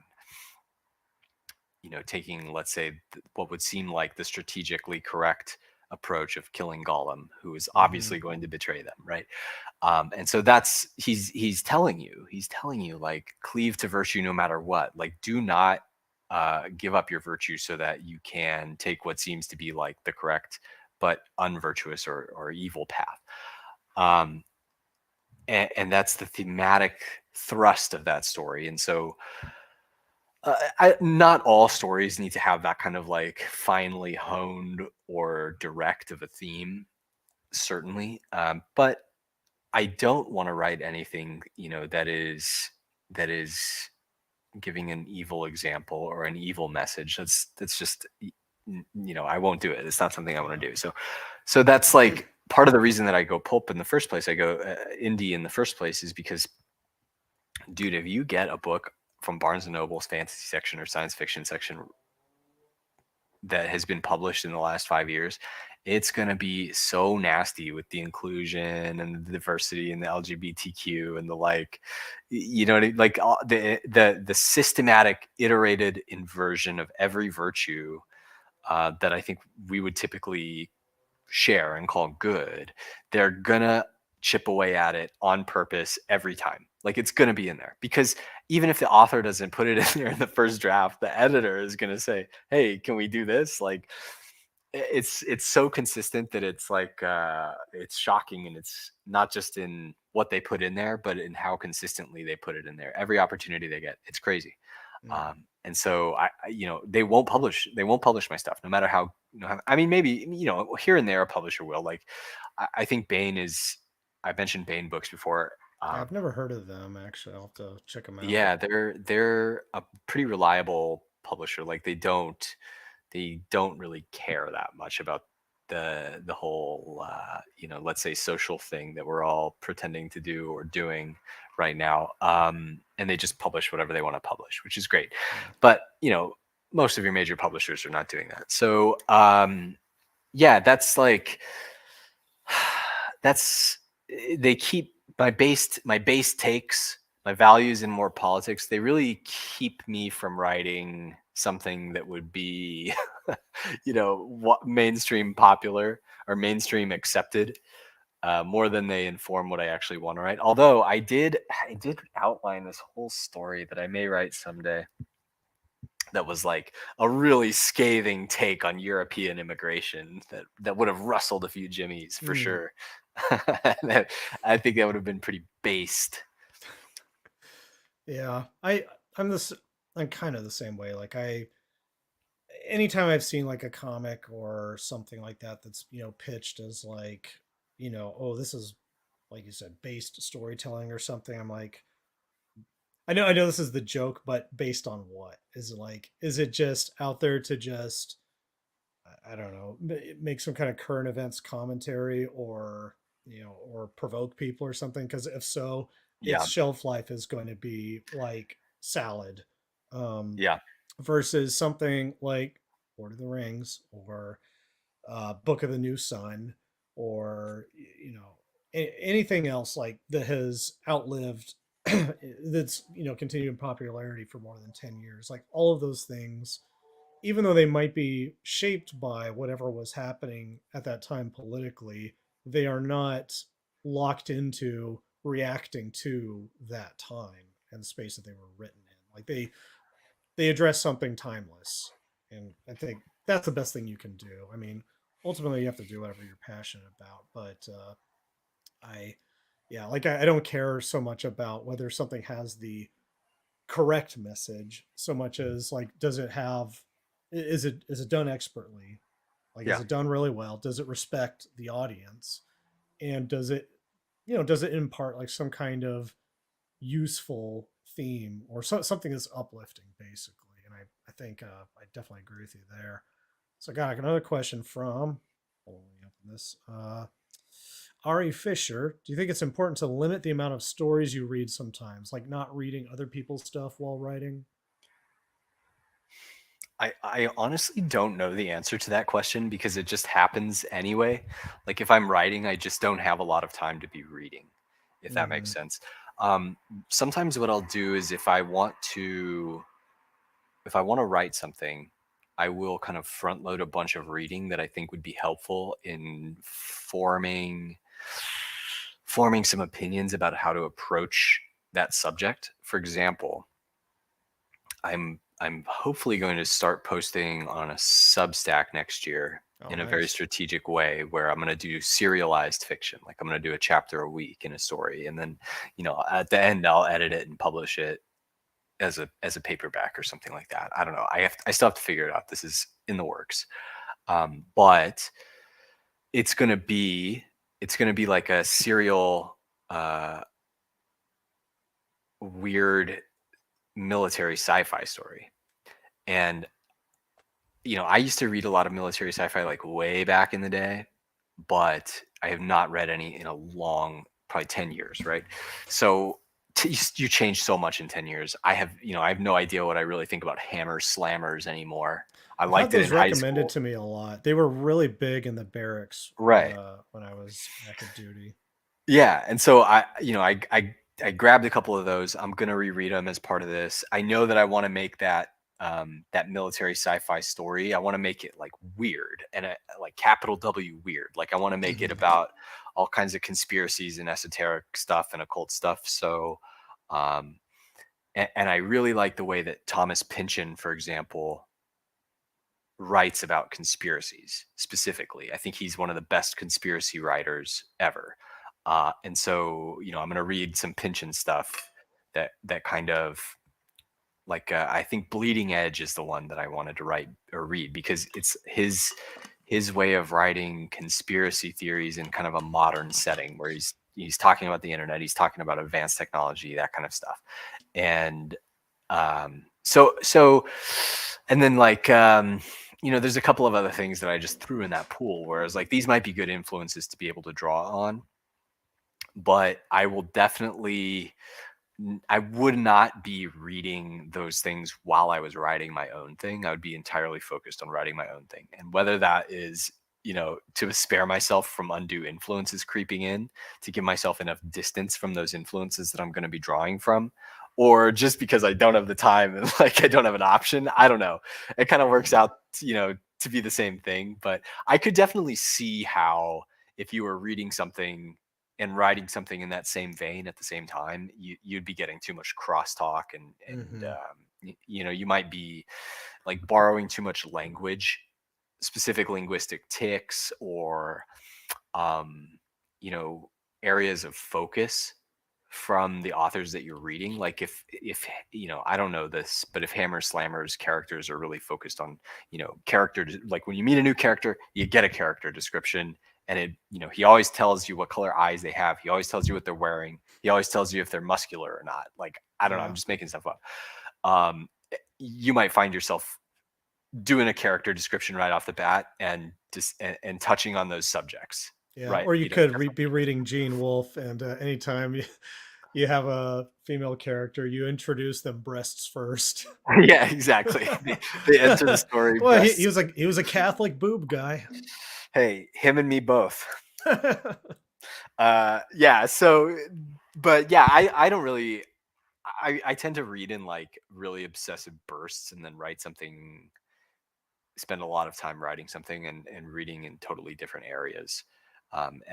But that's not necessarily because I'm trying to avoid it. But I do think it's generally good advice. Like, I don't think your writing would be improved if you were reading something in the same vein at the same time, but it might be like distorted by doing that. Yeah. So the risk analysis there, I would go toward not reading something in the same vein at the Yeah. same time.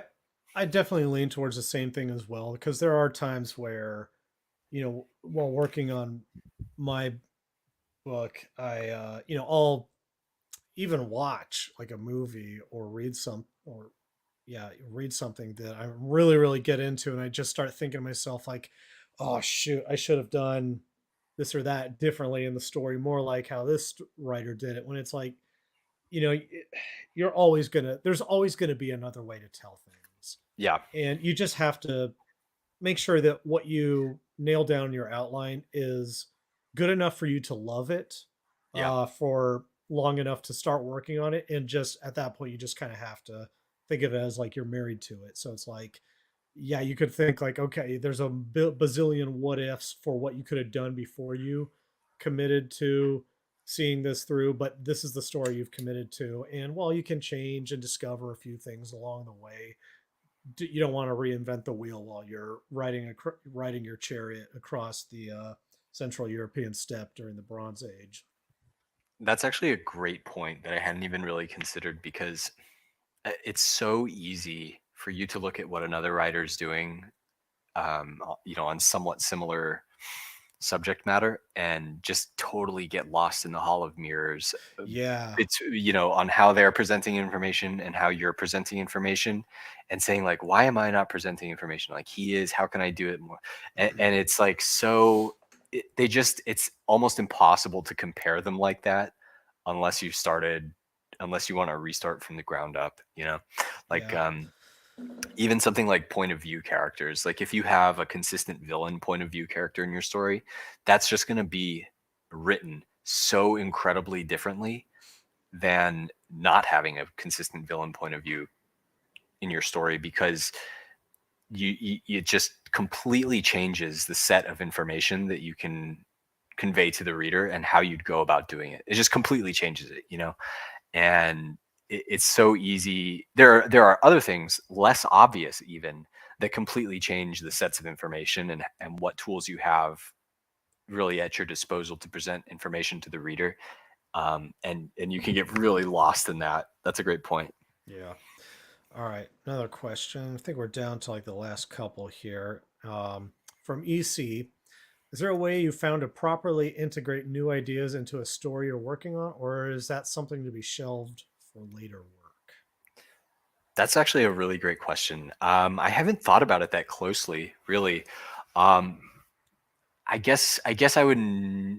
What do you mean by ideas? Do you mean like ideas for plot events, or ideas for characters, or something like that?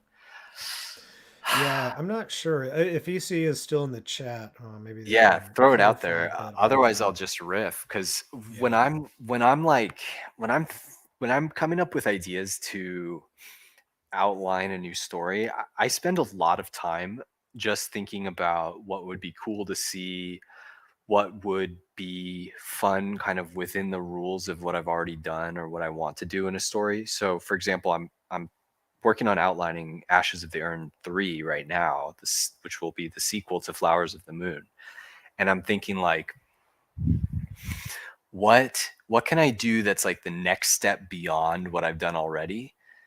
Um, and how do I fit it into the story that I want to tell? Because I don't want to I don't want to repeat myself. I don't want to do the same thing. I don't want to do the same story.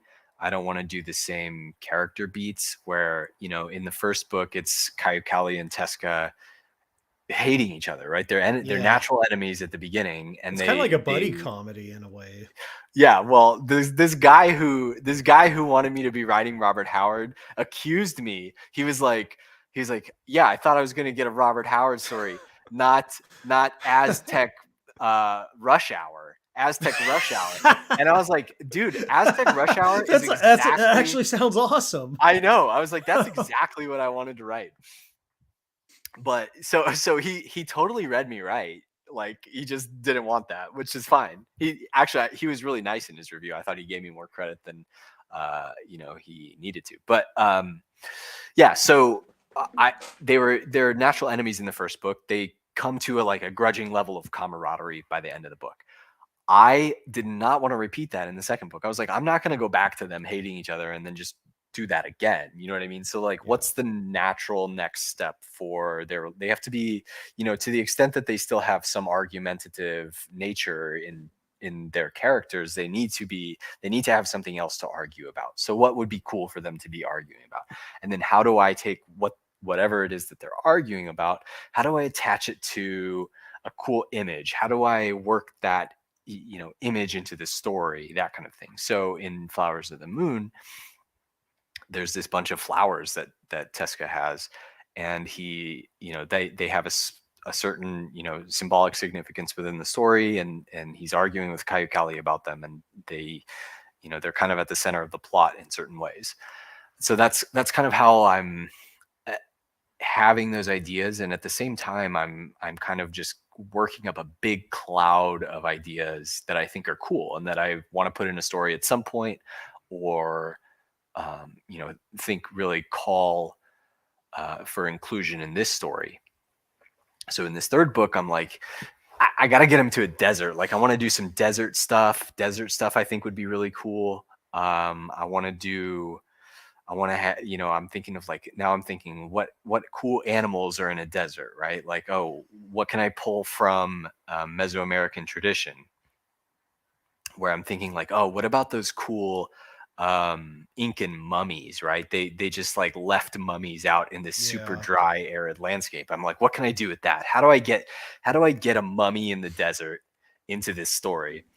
And then from there, all of these images, all of these cool concepts, to me, they have to be tied into the plot in a natural way. Like I can't just it's just Chekhov's gun situation. Everybody knows about that. I'm not going to just have them walk past a mummy in the Yeah. desert and be like, hey, look, there's a mummy. It's just decoration. It's just scene dressing. Like, no, that mummy has to go off. Like that mummy, I'm going to shoot that mummy at somebody in the story. So yeah, I guess in some ways I have a big list of cool stuff on one side. And then on the other side, I'm thinking, how do I push this story?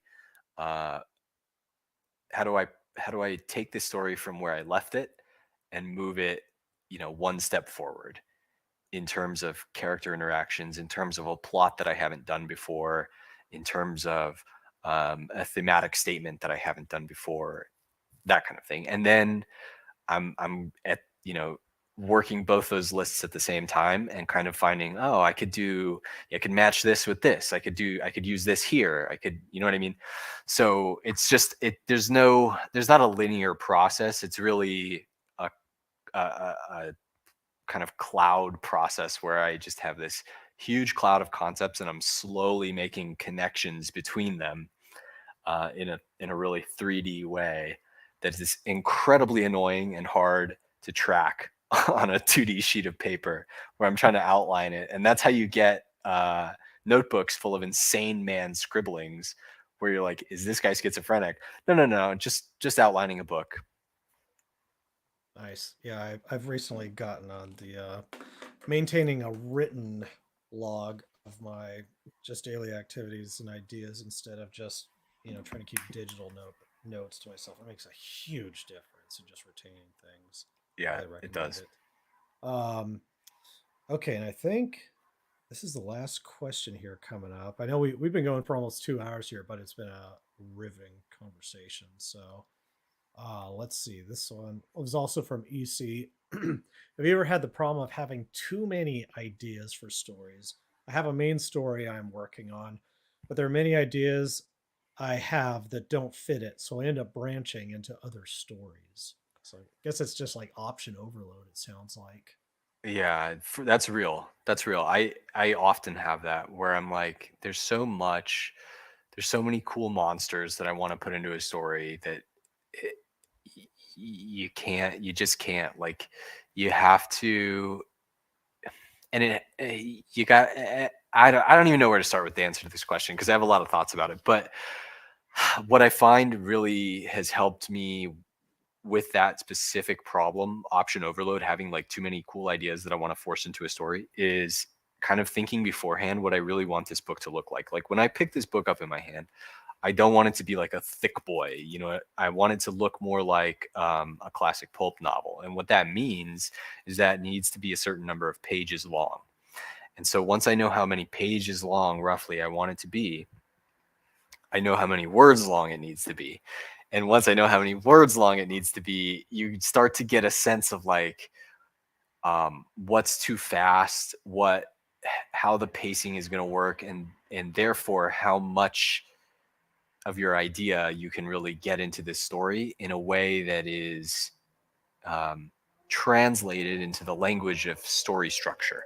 Like I can't just have a random monster come out of nowhere and then disappear into nowhere. It has to be set up. It has to be built up. It has to be paid off. It has to have some overall significance to the plot. Or if I have a character in the story, I know, like, if it's a secondary or even tertiary character, it's going to require probably a really trivial character might take a page to deal with out of my story. It might take a couple hundred words to deal with out of my story. Like, one interaction that has one plot point of significance. And maybe I call back to it at some point, or maybe I have a line that foreshadows it at some point. And so, roughly a page. If I have kind of a recurring secondary character, I know that's probably going to take, maybe 3 to 5 pages, depending on the character, maybe a little bit more. A villain is going to take um, 10, 15, 20 total pages of the story, depending on whether you want to have a villain point of view or not, or keep your villain kind of in the shadows.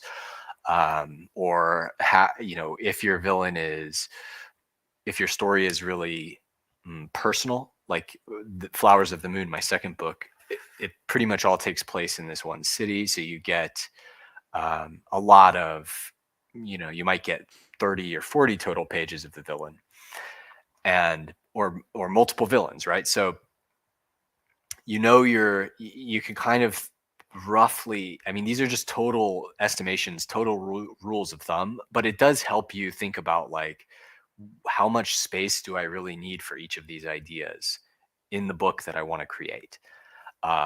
And it helps you to be like, I can cut this, I'm going to have to cut this. Or in fact, you might think like, oh, actually I need to add some stuff here. Like when I finished my first draft of Flowers of the Moon, I was like, you know what, there's a couple chapters in here that just feel really thin, and I have more ideas lying around. Like um I can build these out. Like I can beef these up and get more of my ideas in, and improve the book by kind of fleshing out these chapters that feel too rushed, that feel too thin. And so I can look at these ideas now and think like, you know what, that's definitely going to give me probably another 3 to 4 pages, maybe 800 words in this chapter, and that'll be perfect. That'll really make it feel full and complete. And um, so that's just something that comes with experience, man. But that experience is trained and becomes more useful when you kind of have the language to model it. At least for me, like you can probably hear me when I talk about it, but I have like I'm a lawyer, you know what I mean? Like I have that analytic training, so I'm thinking like I'll work backward, I'll work forward, I'll work in any direction. It's just like, can't does working from a different direction help me figure out how to build this model in my head? So if I'm saying like, I don't know, I want to put crazy mechanical Aztec golems in my next book. What do I need to do to get those in there? How much space in the book is that really going to take? Well, I know that I want the book to be roughly 200 to 220 pages. I know I got 250 words to a page. So how important are these golems going to be? Is this going to be like a whole golem story? Like, are the golems going to be like the thing in this book, or are they just kind of going to be in the background? Can I get away with a couple golems here and there, maybe 6 to 10 pages, for golem stuff? Or do I need like 40 pages for golems because it's going to be really important to the story? And then I'm kind of like mapping that out in my head and thinking, well, I got the golems, so I can't do the mummies.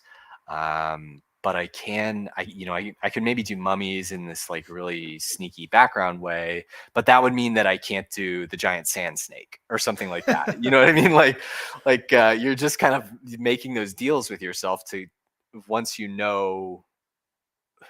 like I mentioned, there's this nonlinear cloud process where you're just building all these connections, and you kind of gotta just model it every way. Like, will it work with golems and sand snakes? Will it work with golems and mummies? Will it work with mummies and sand snakes and no golems? Like, that's how I do it anyway. It's probably the dumbest possible way to do it, but it's how I operate.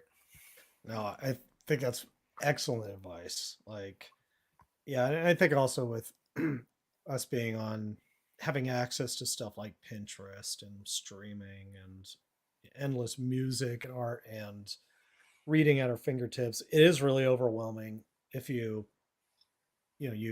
constantly like subjecting yourself to the fire hose of content or entertainment out there. Like I know that I mentioned Matt Rhodes earlier, but he specifically talked about how at one point uh, he had kind of like a nervous breakdown because he just browsed ArtStation and Pinterest and just saw how many options there were for how to just draw something like knights or mecha Hmm. or whatever gaming trope, common thing is out there. And he just had a mix of like what EC was talking about in some of these questions with like just being paralyzed over what route to take with anything and always feeling like somebody else out there is doing it better than you, and you just kind of have to know when to filter things out and when to seek out a little bit of inspiration, but most importantly to just commit to something and make it finished, not perfect, but make it finished but the best you can. So Yeah, that's my take. But definitely. And I think you could also think of those ideas in like varying tiers. You could have like maybe two, depending on the length, obviously. Like if you're gonna do like a normal size, like a 300-page novel, you can maybe do like two or three like really big concepts. yeah. If you're gonna have, if I put this in like normal fantasy language, you could have like a magic system, and you could have a political war, and you could have some kind of external threat, right? Those are three really big ideas. Um, but you probably couldn't have four really big ideas like in one normal sized fantasy book. But then you could have, in addition to the three big ideas, you could have a couple smaller ideas too, right? Like you could have uh, I don't know, like a village beset by gnomes, or I don't know, like whatever the stuff you're spending less time on that's not as central, not as dominating of the plot. Um, Medium ideas and small ideas that you're just threading in, that are just little grace notes that add density or add, really minor character subplots or sublines or whatever Yeah. throughout the story. And maybe you could have three of each or something like that, or even more smaller ones depending on the length of the story. But yeah, it's a very fine balance to strike, but there's no substitute for experience. Hmm.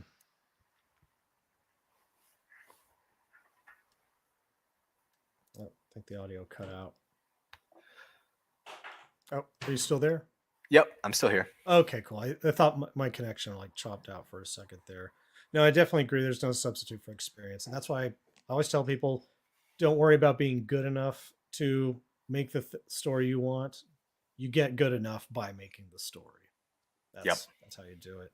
Anyways, Conan, we've been going for almost 2 hours. I could easily keep going because there's so much else I want to ask you and pick your brain on. Like I was initially thinking, like, oh, we got to talk about Gene Wolfe and Book of the New Sun and stuff, but gonna have to say that for another time, I think. And I would love Yeah, to let's have do you it. on some other time for sure. I'd love to come back on, man. It's been a real Yeah. pleasure. I do have to crash out right Yeah, now, but definitely. Before you go, I got to promote your books once again. Everybody, check out the links that I've got in the show notes and the video description down below.